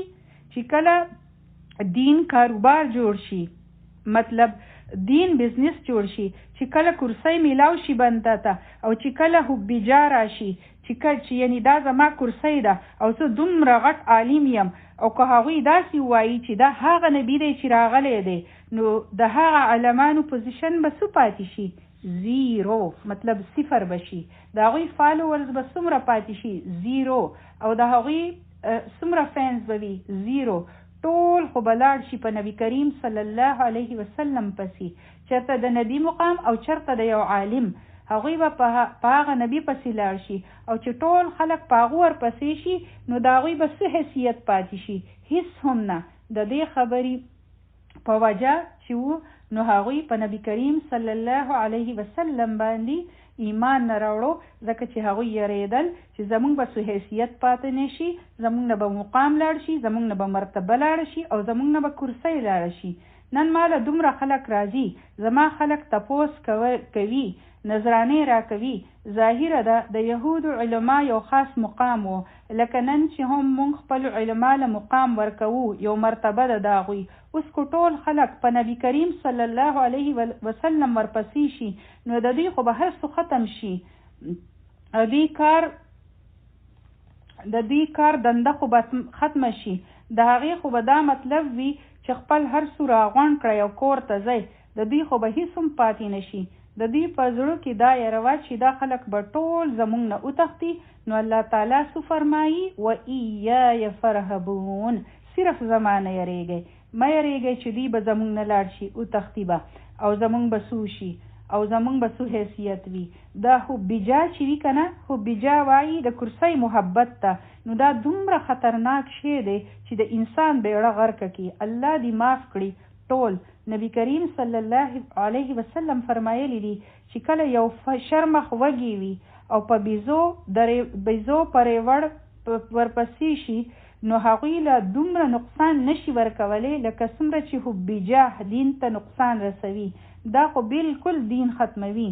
چې کله انسان وایي چې بس خلک دی زما وي، زما دی مقام وي، زما دی عزت وي، مال دی خلک راځي، زما دی خلک وا کوي، ټول دی زما ته پوس کوي او ما ته دی سلام کوي، چې ما له خلک حیثیت راکړي، ما له خلک پوزیشن راکړي، ما ته خاص کرسۍ کېږدي، زه په خلکو کې چېرته چې زه په نو عام خلکو کې چېرته کېناستی شم. نو دا شی انسان د یو ځای هم نه کړي. نو په هغوی کې دا شی راغلی و او واقعي دا شیطان داسې په انسان کې راولي او چې انسان ته خپل ځان ډېر نیک ښکاري، نو دا شی په انسان کې ورننوځي. او چې کله حبیجا راشي، نو هغوی سوچ کوي چې مونږ خو دومره غټ سکالرز یو، نو اوس د هغوی په مجلس کې څنګه کینو د عام خلکو سره. اوس چې یو عالم وي او هغه وایي چې اوس زه د دغه عام سټوډنټ سره څنګه کینم، یعنی د هغو سره څنګه سټوډنټ جوړ شم، زما سټوډنټس به څه وایي چې دوی له خو هېڅ هم نه ورځي. اوس زه د خپل سټوډنټ سره په یړ د هغو سټوډنټ څنګه جوړه شم. نو دلته هم د دې خبرې مطلب دا و چې راځئ چې د نبی کریم صلی الله علیه وسلم له لاړ شو، یعنی تاسو او زو او نبی کریم صلی الله علیه وسلم اومنو او د هغو نه زده کړو، نو بیا به زما څه پاتې شي. او نن ګورئ په وړو عهدو باندې دا خبره وي. دا خو لا غټه خبره ده، ځکه چې هغوی خو غټ عالمان وو. په وړو خبرو باندې چې هی مونږ خپل عهده ورکړو، مونږ خپل پوزیشن ورکړو، مونږ داسې څنګه وکړو. ډېر لږ خلک به وي چې د دې نه بچ شي. انسان وایي چې زه مخکې د پاور او پوزیشن وم، طاقت و را سره، زما مخکې یو حیثیت و. یو مثال به واخلو چې زه جی پی ایل یم یا هیډ جی پی ایل یم، زه فلانی یم، زه استاذه یم، زه عالمه یم، زه سکالر یم. تاسو سوچ کوئ په دین والو کې د بګاړ خبرې کیږي. دلته د دنیاوي خرابۍ خبره نه ده، صرف د دې وزیرانو او مشیرانو خبره نه ده چې په چا پسې مونږ اکثر خبرې کوو. ګورئ دوی خو بس په کرسۍ پسې مړو دي. مونږ وایو چې دوی خو بس په کرسۍ پسې مړو دي او مونږ په خپله څنګه خبرې کوو. ګورئ دا د کرسۍ نشه ده. د کرسۍ نشه په دنیا کې وي نو په دین کې هم وي. نو دا هم یو نشه ده حبیجه، چې بس ما ته طاقت میلاو شي چې زه په 4 کسانو باندې مشره شم، کو هغه 4 کسان هم وي. او د دې نه بله غټه څه خبره چې خلک دې ما ته سلامونه کوي او مال دې عزت را کوي، د دې هم نشه وي. کوم امیر خلک چې وي د هغوی سره دومره مال وي، دومره پیسه وي، بیا هم هغوی ولې الیکشن ته ودرېږي؟ څوک خپل یو ارګنیزیشن جوړ کړي، داسې ولی کیږي؟ داسې خو نه وي چې په شپه کې په هغوی کې خدمت خلق پیدا کیږي. نو داسې ولی وي؟ پیسه خو د هغوی سره ډیره وي، هغه څه شی وي؟ هغوی بیا په کرسۍ پسې منډه وهي. حبیجه دا د خلکو مخکې رسته کېدل، خلکو ته سلوټونه کول، خلکو ته سلامونه کول، دا د پوزیشن یو نشوي. دا د جنډې والا گاڑی دی، دا د جنډې والا گاڑی چې می دی چې خلک وایي چې اخوا شئ، بچ شئ، دا د فلانې راغی، دا سینارې لګوي. نو دا هم یو اډیکشن دی، دا هم یو نشه ده. دا نشه زر نه کوزیږي. چې کله دا یو ځل وخیږي که نه، نو دا بیا ډېر د لرې پورې ځي مونږ ټولو ته د کتو ضرورت دی. که مونږ هر ځای یو، که مونږ صدر او وزیر اعظم نه یو، لیکن که مونږ ته په یو وړوکي ځای کې پوزیشن میلاو شي، بیا زمونږ ضد وګورئ، بیا زمونږ خبرې وګورئ، بیا زمونږ لویي وګورئ. زویم هغه چې دا کار کوم، نو حب جاه جدا شی دی، مال جدا شی دی. د دوی لپاره دواړه څیزونه وو. دوی ته مال هم میلاوېدو، حالانکه دوی مالدار خلک وو. دوی له به خلکو غټې غټې نذرانې ورکولې او هوا یې دومره وه چې په مشرکین مکه پسې به هم دوی تلل. او نبی کریم صلی الله علیه وسلم چې په مکه کې وو، نو دوی به تلل او د مدینې ته به تلل په دغې یهودیانو په علما پسې، او د هغوی سره به یې مشورې کولې چې د دوی نه، چې یعنی د نبی کریم صلی الله علیه وسلم نه مونږ کم سوالونه وکړو. یعنی ټول عربیان به د یهودیانو د علما ته ډېر اوچت کتل چې دا اهل کتاب دي او دا علم والدي. نو الله تعالی فرمایل چې تاسو د دوی نه مه یریږئ او زما نه یریږئ. وآمنو او ایمان راوړئ، بما انزلت مصدقا لما، ایمان راوړئ په څه باندې؟ په هغه څه چې ما نازل کړي دي. الله تعالی څه نازل کړي وو؟ قرآن. په قرآن باندې ایمان راوړئ. دا څه دی؟ مصدقا لما، دا کتاب تصدیق کوي د څه؟ معکم، کوم چې ستاسو سره دی. تاسو وګورئ په سورة المائده کې راځي چې په څومره ځایونو کې راځي چې دوی ته مونږ دا ووې، دا حکم مو ورله ورکړو، هغه حکم مو ورله ورکړو، او دا خبرې په تورات کې هم موجودې دي، او قرآن د هغې تصدیق کوي. لکه دا خبره چې ده چې د غوږ په بدله غوږ، د پوزې په بدله پوزه، د سترګې په بدله سترګه، یعنی د قصاص دا حکم چې دی. نو دا فرمایلی شو دا حکم په تورات کې هم او په قرآن کې هم. نو قرآن هم دا کنفرم کړي ده دا خبره. نو دا هغه ټولې خبرې چې په تورات کې دي، نو دا قرآن د هغې تصدیق کوي چې دا رښتیا دي. دې نبی داسې کتاب خو نه دی راوړی چې دی ووایي چې تورات غلط دی. هر څه غلط دي، هیڅ هم د الله تعالی د طرف نه دي او د هغې الټه خبره کوي، نه، بلکې قرآن خو هغه کنفرم کوي.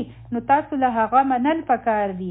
هغه خو ستاسو د کتاب کنفرمیشن کوي، او ستاسو په کتاب کې چې د رسول کمی خبرې دي، نو هغه کنفرم کوي. نو بیا ولی تاسو هغه نه منئ او د هغو کتاب نه منئ؟ نو دا خبره چې د یو انسان قتل داسې شوی دی، دا خبره هم د هغوی په کتاب کې وه چې د یو انسان قتل داسې دی لکه ټول انسانیت قتل کول. چې چا یو له ژوند ورکړو، نو داسې دی لکه ټول انسانیت له چې هغو ژوند ورکړو. نو دا خبره په قرآن کې هم ده او دا خبره په تورات کې هم وه. نو قرآن خو د تورات تصدیق کوي او تاسو د دې مخالفت کوئ، نو دا خو ستاسو د کتاب خبره کوي.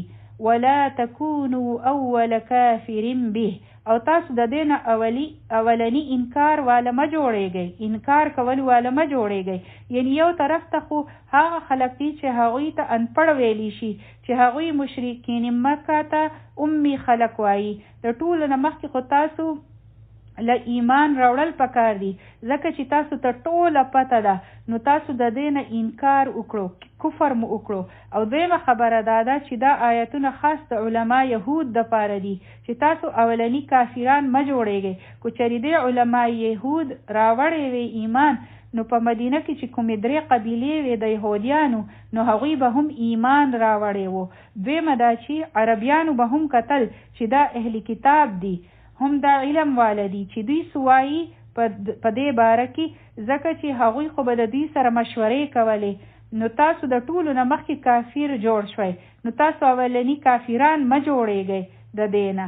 که تاسو ایمان راوړئ، نو څومره خلک به په تاسو پسې ایمان راوړي. او د دې مطلب دی چې د ټولو نه مخکې کله څوک یو خرابې شروع کړي، نو د ټولو نه مخکې چې څوک ګناه کوي او نور خلک هغوی ته ګوري او ګناه کوي، د دې ټولو خلکو د ګناه وبال په هغه اولني کس پسې ځي. او چې کله تاسو اولنی کفر کوئ، نو په تاسو پسې به څومره خلک کفر کوي او د هغوی د ټولو ګناهونه به په تاسو پسې لیکلی کیږي. نو سبب نه دی جوړېدل پکار د یو ګناه د شروع کولو. ولا تشترو بآیاتی ثمنا قلیلا، او مخرڅوئ زما آیتونه په لږو پیسو. د دې مطلب دا نه دی چې هغوی به تورات په بازار کې خرڅوو. د دې مطلب دی چې هغوی به د تورات د تعلیماتو فتوی داسې خرڅولې چې د هغې په ذریعه به هغوی ته دنیاوي فایدې میلاوېدې او دلته به ورته سهولتونه میلاوېدل. یو مثال به واخلو، لکه که په تورات کې د رجم آیت وو، که یو واده شوی کس زنا وکړي نو هغه دی رجم شي، نو دوی به د تورات خبرې غلطي بیان کړي او غلطي فتوی به خلکو له ورکولې او غلطي فیصلې به کولې او هغوی له به د هغوی د مرضۍ فتوی ورکولې. یوې مالدارې ښځې زنا کړې وه، اوس ظاهره ده چې د هغوی دپاره به د هغوی د خوښې فیصلې وکړي، نو هغوی به بیا دوی له نظرانې هم ورکولې، شاباسۍ به یې ورله هم ورکوو. د دوی هر څه به بیا په هغې باندې چلیدل چې هم دا او هغوی به وی چې هم دا عالم دی او هغو له به تلل. د نن نه پس به موږ په دو پسې ځو. په دو پسې به ولې تلل؟ ځکه چې په اصل کې کله یو عالم موږ له زمونږ د خوښې فتوه راکوي نو هغه بیا زمونږ د ټولو ډېر خوښ شي. بیا موږ وایو چې اوس به موږ بل عالم پسې نه ځو، موږ دا نه ګورو چې حق څه دی. بیا زمونږ داسې عالمان ډېر زیات خوښ وي، ځکه چې هغه خو د حجاب خبره نه کوي، ځکه چې هغوی وایي چې مکس ګیدرینګ صحیح دي، لکه سړي او ښځې کو په شریکه باندې په پارټۍ کې یو ځای کینی پاسي نو دا صحیح کار دی، ټول یو ځای کېناستې شي او د حجاب هم ضرورت نشته. هغوی د سود فتوا هم ورکوي چې دا تاسو اغستی شئ، دا خو د پخوانۍ زمانې خبرې دي، دا خو اوس حلال دی، دا خو هغه زمانه ده. نو هغوی د هغوی خبرې بیا په موږ ډېرې ښې خبرې لګي، ځکه چې هغوی زموږ د خواهشاتو مطابق خبرې کوي، نو بیا د هغوی خبرې موږ اورو او هغه په موږ ښې لګي، نو بیا د هغوی تعریفونه کیږي، بیا د هغوی واوا کیږي، هغوی له بیا ګفټس هم ورکړی کیږي او هغوی ته بیا څومره فایدې میلاویږي. نو دې فایدې ته ویلی شو چې دا ثمنا قلیله ده او دا تاسو چې آیاتونه خرڅوئ په لږ قیمت باندې، او نن هم شته داسې خلک، او دا صرف د یهود علما نه دي چې داسې کوي، علما امت مسلمه والا هم داسې کوي. هغوی حق خبره نه کوي، هغوی وایي چې که موږ دا خبرې وکړې نو په مسجدونو کې ظاهره ده هغوی ته تنخواه میلاویږي. د مسجد ایڈمنسټریشن هغوی ته وایي چې تاسو به په دې ټاپک باندې چېرته خطبه مه ورکوئ، ځکه چې زموږ سره غټ ډونرز راځي، هغوی موږ له پیسې راکوي، او که چېرې تاسو په دې ټاپک باندې خبره وکړئ او هغوی دا ټول دا کارونه کوي، لکه په سود باندې تاسو خطبه ورکوئ، نو هغوی چونکې په دې ټول په دې کار کې انوالو دي، هغوی دا کارونه کوي، نو بیا خو به هغوی ډېر خفه شي، هغوی خو به نه راځي، بیا به فنډ ریزینګ مونږ څنګه کوو. نو هغه عالم وایي چې زه ښه ټیک ده، بیا به مونږ دا نمونه خبرې نه کوو. نو چونکې هغوی ته سیلري میلاویږي ثمنا قلیله، د دې په ذریعه خو زما کور چلیږي، نو چېرته د پیسو خبره وي، چېرته په چا پسې د تلو مطلب د فالو اپ خبره وي، د فالوینګ خبره وي. که چېرې ما دو ته دا ووایي چې تو دا څه کوې دا غلط دي، نو دی خو به خفه شي او دی خو به بیا وایي او دی خو بیا په ما پسې نه راځي. که دوی ته مې دا ووایي چې شراب نه دي څکل پکار، دا خو خراب دي او دا څه کوې دا خو صحیح نه ده، نو بیا خو به هغه زما ناراضه شي، بیا خو به هغه زمونږ مسجد ته نه راځي او هغه به زما درس نه راځي، نو خلک به کم شي. نو دوی خوشحاله ساتئ، ځکه چې دوی راځي او نو زمونږ به واه کېږي، یعنی زمونږ خبره به بیا څوک نه، بیا به زمونږ خبره څنګه وي. نو صرف د هغوی د خوشحالۍ دپاره مطلب د دې د خوشحالۍ خبرې کوي هغوی. نو دا څومره کم قیمت دی د الله د آیاتونو د خرڅولو. نو خرڅ شو کنه، سودا وشوه کنه، صرف په دې وجه چې دی خوشحاله وي. او تاسو ما ته ووایئ چې نن کومه فتوا نه میلاویږي، ما ته ووایئ هره فتوا میلاویږي، ځکه خو خلک وایي چې د دین د زده کولو ضرورت نشته، مونږ خو د یوټیوب نه زده کولی شو. په ګوګل کې تپوس وکړئ چې دا شی جایز دی او که ناجایز دی، څوک به وایي جایز دی او څوک به وایي ناجایز، څوک به وایي ها دا ټیک دی، نو بیا مونږ هغه کوو. نو نن سبا د ټولو خلکو علم چې دی نو هغه د ګوګل او یوټیوب نه راځي، هر قسم فتوا ورته میلاویږي، د سود د حلالولو، د ګانو، د سندرو مطلب ډول ډمامې چې دا هر څه چې دا حلال دي، د شرابو متعلق فتوی ملاویږي چې دا خو د هغه زمانې شراب نه دي، دا خو د نن زمانې شراب دي، او دا بندس کیشي چې تر څو پورې نشه شوی نه وي بنده او په خپل هوش او حواس کې وي، نو دا هر څه صحیح دي.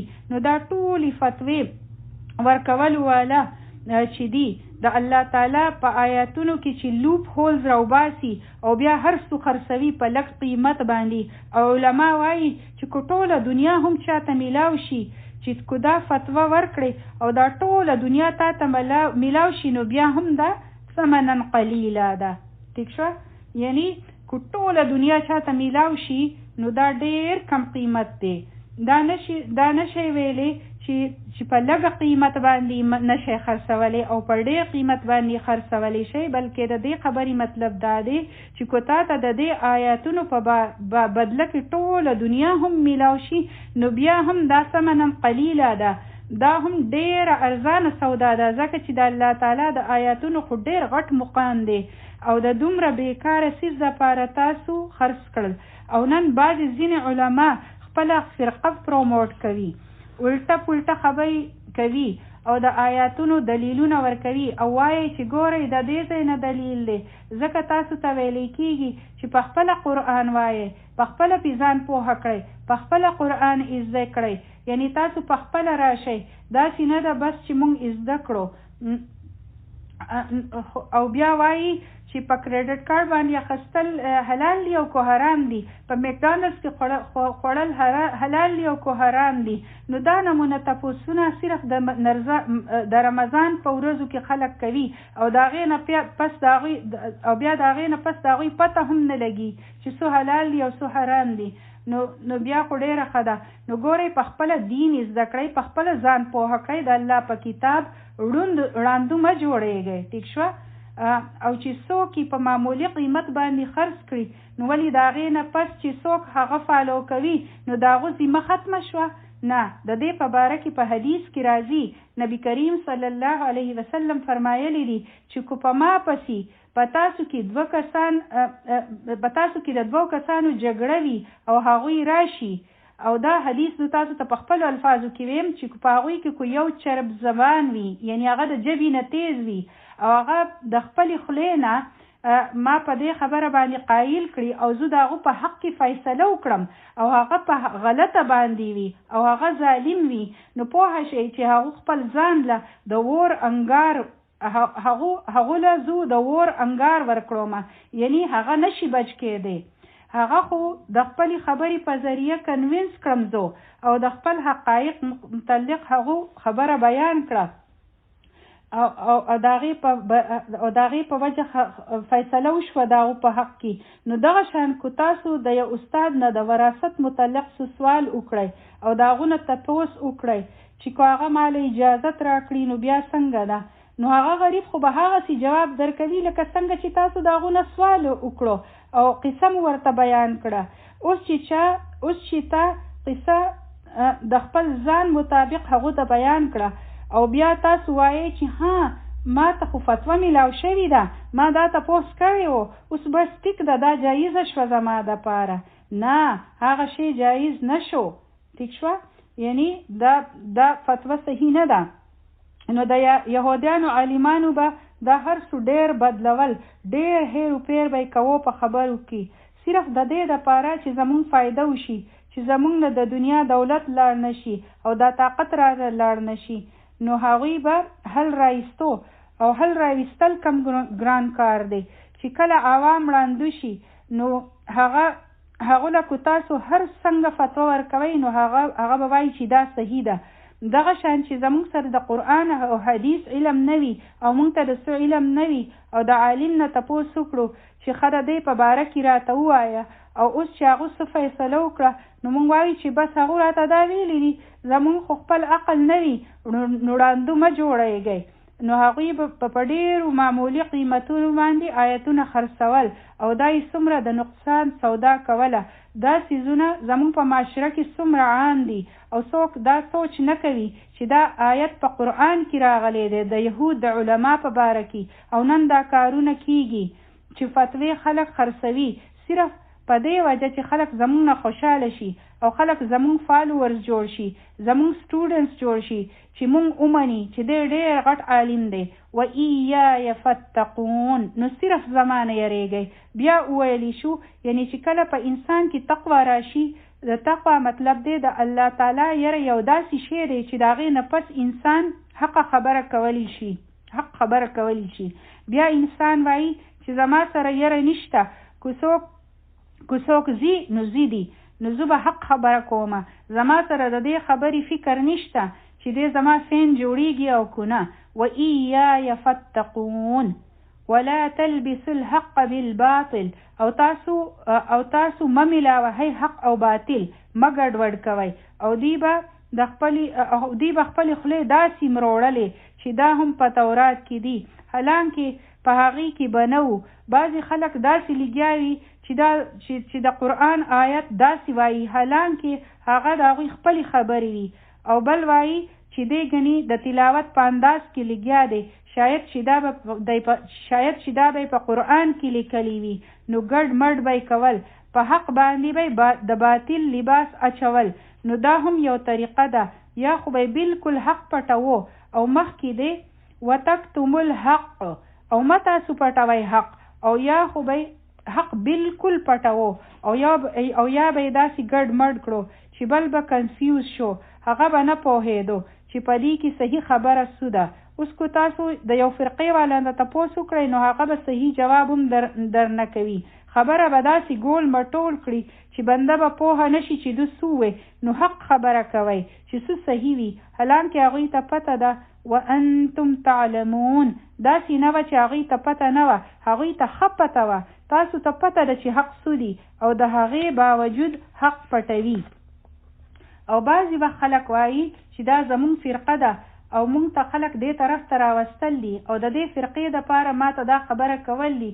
که حق خبره مخې له را هم شي نو بنده پرې پوهیږي، حدیث هم وي، بیا هم د هغې داسې معنی را وباسي او خلکو ته به داسې خبره اکسپلین کړي، داسې به بیان کړي، وایي به چې نه دا حدیث خو داسې دی چې خلک بې وقوفه جوړ شي او خپلې فرقې طرف ته یې بوځي.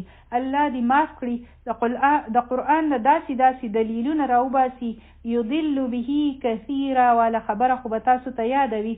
د قرآن سره چې ځینې خلک ګمراه کېږي نو داسې خبرې را وباسي او خپله فرقه پروموټ کوي، بیا وایي چې دا د دې دلیل دی. ګورئ که نه، دا د دې دلیل دی، حالانکه قرآن او حدیث واضح دي او تاسو ته خو پته ده، ځکه چې تاسو سره خو علم دی او د علم د راتلو نه پس داسې کارونه کول دا ډېر غټ جرم دی. د علم نه پس خبره پټول، تاسو ته ټوله پته ده، په خبره ښه پوهېږئ، لیکن صرف په دې وجه چې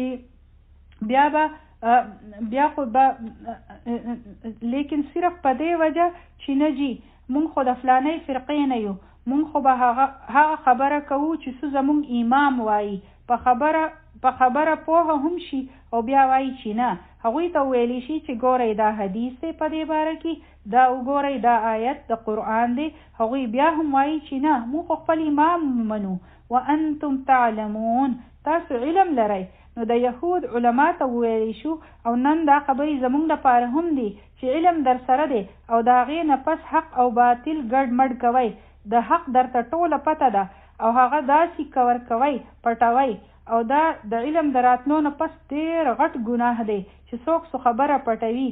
د علم د راتلو نه پس پکار ده چې بنده حق خبره بیان کړي، او چې څوک دا کار کوي نو د هغونه به ډېر غټ تپوس کیږي او د هغو نیول ډېر زیات دي، هغه به په دې خبره نیولی کیږي. واقیموا الصلاة وآتوا الزکاه، او هغوی ته ویلی شو چې تاسو مونځ قایموئ او زکات ادا کوئ.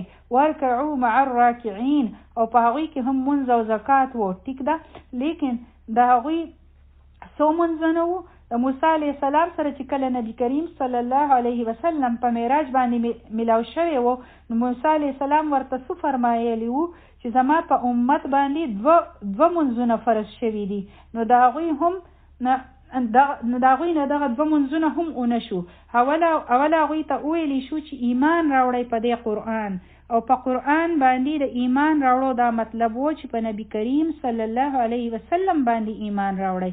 او بیا دوی د ځینو خبرو نه منع شو. بیا ورته ویلی شو چې د الله د آیاتونو نه کافران ما جوړیږئ، د الله تعالی آیاتونه ما خرڅوئ، د الله آیاتونه ما ګډوډ کوئ، حق خبره ما پټوئ. او بیا ورته د یو څو خبرو تلقین وشو چې منځ وکئ. او موسی علیه السلام ته چې کله نبوت ملاو شوی و نو هغه له هم داسې هدایت ورکړی شوی و چې الله یاد کړه هغه به ستا سره وي. نو منځ د الله تعالی دپاره او زکات ادا کوه. چې کله انسان زکات ورکوي نو د هغو سره څه شي؟ د بنده د مال سره محبت کم شي. او بیا ورته وفرمایلی شو چې رکوع کوئ د رکوع کولو والو سره. نو رکوع کولو والا مسلمانان دي. د یهودیانو په منځ کې رکوع نه و، هغوی معمولی شان مخکې شي بس دغه دی د هغوی منځ، د هغوی په منځ کې زمونږ په شان رکوع نشته. او بیا ورته وفرمایلی شو چې ورکعو مع الراکعین. راکعین څوک دي؟ امت مسلمه، یعنی راشئ او د هغوی سره یو ځای شئ، یعنی هغوی ته ویلی کېږي چې راشئ او مسلمانان شئ او د مسلمانانو سره په شریکه باندې منځ کوئ. ټیک ده؟ اتأمرون الناس بالبر وتنسون انفسکم. تاسو نور خلکو له حکم ورکوي د نیکۍ او خپل ځان درنه هیر دی. وانتم تتلون الكتاب، حالانکه تاسو خو کتاب لولئ. بل ته نصیحت کول خو ډیر آسان دی، لیکچر ورکول چې دا کوئ هغه کوئ، دروغ مه وایئ، تقوا اختیار کړئ، د الله نه ویریږئ، د الله یره درکې نشته. خلکو ته داسې وایئ او پخپله کو د هغوی ژوند ته وګورئ نو هیڅ هم پکې نه وي، نه د الله نه یره وي، نه منځونه کوي. خلکو له په منځونو باندې ډېرې لیکچرې ورکوي، خلکو ته د زکات خبرې کوي، حدیثونه بیانوي، د قرآن آیاتونه کوټ کوي او هغوی ته وایي چې د الله تعالی په لاره کې د ورکولو څومره اجر دی، د خپل جیب نه یو پیسه هم نه راوباسي. نو تو نورو له هم د نیکۍ حکم ورکوي او خپل ځان درنه هیر دی. نو دا خبره الله تعالی ډیر ناراضه کوي. مخکې په سورت صف کې هم راځي.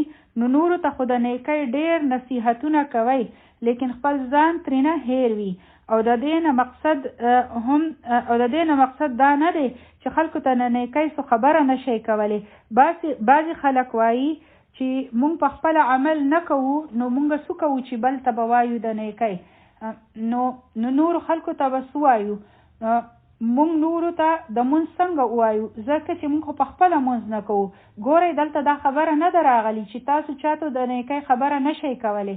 دلته دا ویلی کېږي چې تاسو نورو ته خو د نیکۍ متعلق وایئ، نو په کار دا ده چې په خپله هم نیکي کوئ.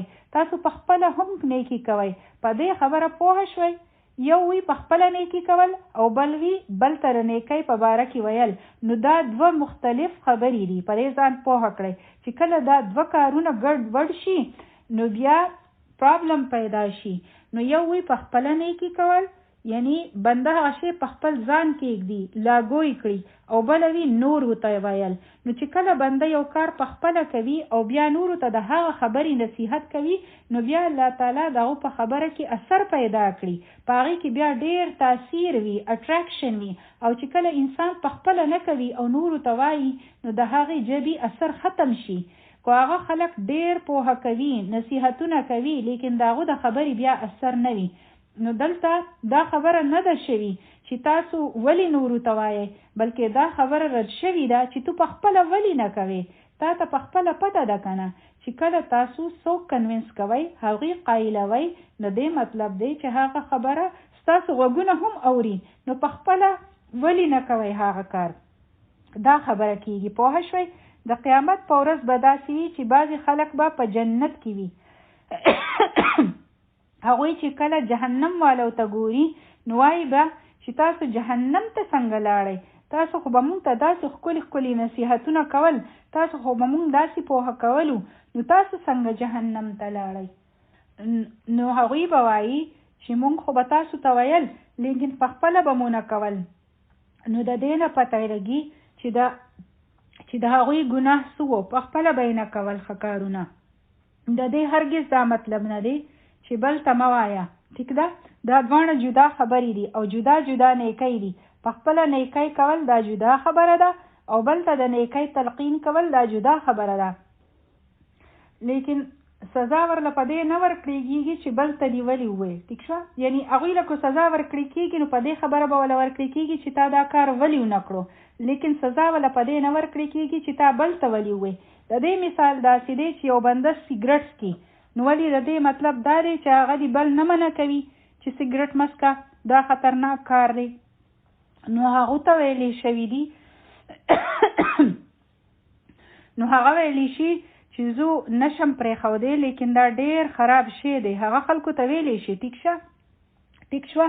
او بل ته د ویلو سره کېدی شي چې هغه پخپله هم په صحیح لاره روان شي، نو ویل ضرور پکار دی، ځکه چې کو هر انسان دا سوچ وکړي چې په ما کې خدا ګناه دی، زه به خلکو ته دا څنګه ووایم، نو بیا خو هر بنده دا ویلی شي، نو بیا به څه شي، بیا خو به هیڅوک هم چاته د ښې خبرې نصیحت ونه کړی شي، ځکه چې هر انسان خطا کار دی، ګناه ترېنه کېږي. اوس زه تاسو ته د قرآن څه خبره کومه یا څه علم درته ښیم، نو ولې د دې مطلب څه دی چې زه ډېره پاکه صفا یم؟ نه، داسې نه ده.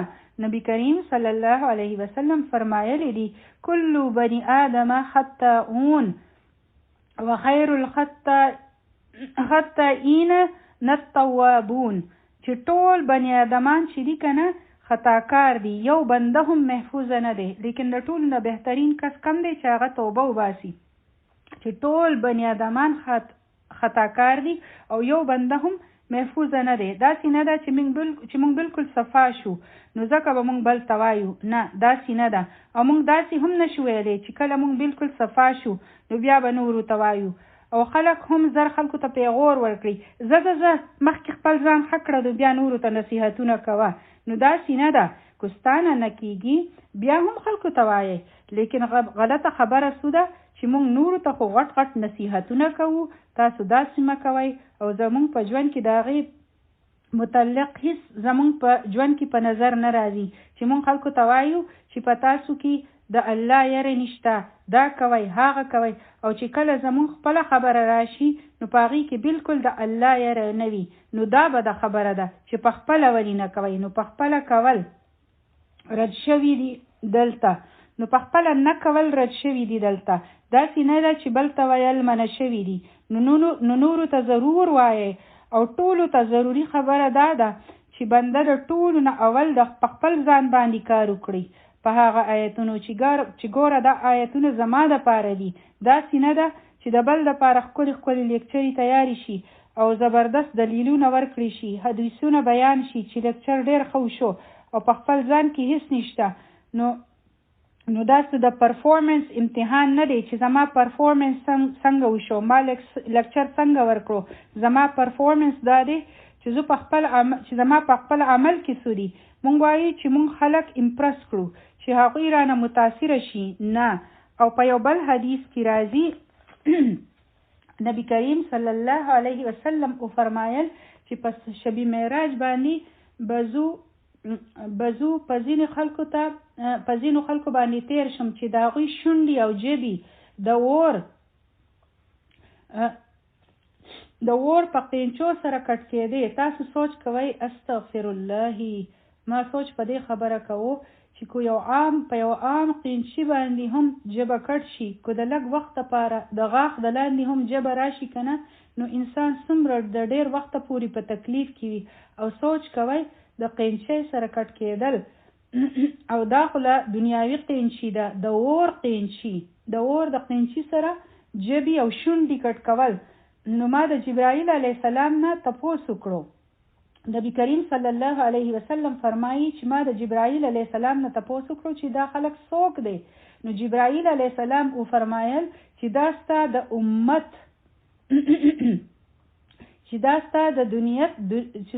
ستا د امت دنیادار واعظ دي، نصیحت کوونکي، دوی به نورو له د نیکۍ ډېر حکمونه ورکول، لیکن خپل خبرې نه واخستې. دا روایت په ابن کثیر کې دی، د خپل ځان نه نو خبر، خپل ورسره پروا هم نه وه. دلته درس ورکړي چې د رشتہ دارانو سره ډېر ښه سلوک پکار دی، او چې د دې ځای نه پاسي نو د خپلو رشته دارانو یې چېرته هم خبر نه دی اخیستی.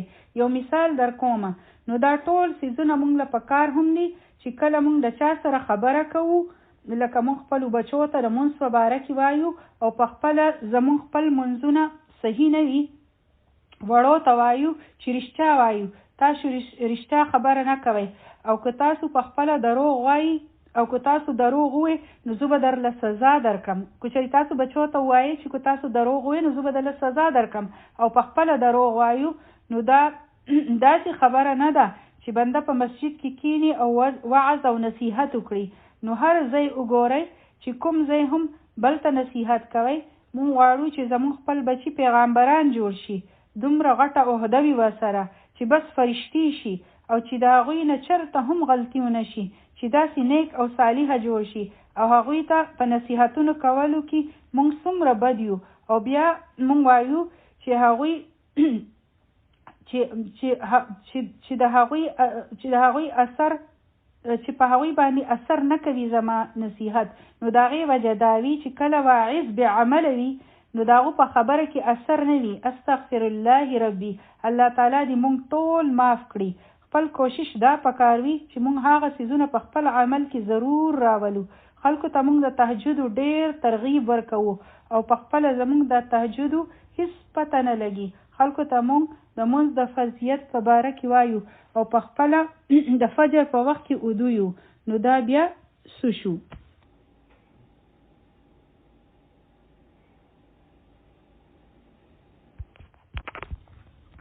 اتأمرون الناس بالبر وتنسون انفسکم، خپل ځان خو درنه هیر وي، وانتم تتلون الکتاب، حالانکه تاسو یو کتاب وایي، تاسو ته په خپله پته ده، یعنی هر څه خو تاسو ته کلیر دي. افلا تعقلون، ولی تاسو د عقل نه کار نه اخلئ؟ داسې نه دي ویلی شوي چې تاسو علم نه اخلئ، ځکه چې دلته د علم خبره نه ده. علم خو د دوی سره ډیر و، د علم سره هدایت نه راځي. هدایت هغه وخت ملاویږي چې کله انسان خپل زړه کولاو کړي. دوی خو غټ غټ علما وو، نو د دوی نه زیات علم د چا سره وو؟ لیکن ګورئ د دومره علم باوجود د دوی څه حال وو؟ د نبی کریم صلی الله علیه وسلم خدمت به یو یهودي وړوکی کوو. یو ورځ هغه ډیر ناجوړه شو، نو نبی کریم صلی الله علیه وسلم د هغه تپوس لاړو، نو هغه د مرګ په حالت کې وو. نبی کریم صلی الله علیه وسلم هغه ته د کلمې تلقین وکړو چې اسلام راوړه، ایمان راوړه. هغه خپل پلار طرف ته وکتل، پلار یې ورته وی چې د ابوالقاسم چې درته څه خبره کوي نو د دو خبره ومنه. هغه وړوکی کلمه وی او نبی کریم صلی الله علیه وسلم وکتل چې هغه وړوکی وفات شو. نبی کریم صلی الله علیه وسلم وفرمایل چې شکر دی د الله چې هغه زما په ذریعه د اور نه بچ کړو. د دې مطلب دی چې د هغه پلار ته پته وه، ګنې خپل زوی ته به یې ولي وی چې د نبی کریم صلی الله علیه وسلم خبره ومنه. هغو ته یې ووی او په خپله یې ونه منله، په خپله یې ایمان را نه وړو. بعضې وخت بنده ته پته وي لیکن بنده نه مني. نورو ته نصیحت کول ډیر آسان وي، په خپله عمل کول ګران وي، ځکه بنده په خپله نه کوي. حالانکه اوله په خپل ځان باندې کار پکار دی، بل ته ویل او د بل نواوه اغستل چې تا ډېرې ښکلې خبرې وکړې، تا ډېرې د عقل خبرې وکړې، ستا د خبرو ډېره ښه طریقه ده. د دې تعریفونو دپاره موږ ډېر هڅه کوو او د هغې نه پس څه دي؟ خپل فکر را سره نشته. نو دا خبره ده. افلا تعقلون، دلته ولا تعلمون نه دی راغلی، اولا تعلمون نه دی راغلی. علم خو ورسره و، ځکه خو یې دوی ته وی چې کلمه ووایه. نو دلته دوی ته ویلی شو چې سوچ وکړه. تو سوچ نه کوي؟ بهر ډېرې خبرې وکړو او چې کور ته لاړ شو نو راته یاد هم نه وي چې موږ نن څه ویلی دي. هم دغه زموږ ژبې، هم دغه زموږ خبرې، هم دغه زموږ تکبر په دې دومره غټې لیکچرې ورکړو، نو ولې دا به زموږ خلاف حجت نه جوړیږي چې تاسو ته پته وه او بیا هم تاسو داسې وکړل. تاسو خو به کتاب وی. د دې مطلب دی وانتم تتلون الکتاب، تاسو به د کتاب تلاوت کوو. د کتاب ویلو نه پس د انسان نه به زیات سوال کیږي چې تاسو ته خو پته لګېدلې وه نبی کریم صلی الله علیه وسلم فرمایلی دي چې د ټولو نه بدترین علما بې عمله علما دي، د دې سره عمل نشته، صرف په منبرونو باندې ولاړ دي او تقریرونه کوي، د دې سره خو انسان عالم نشي جوړېدی.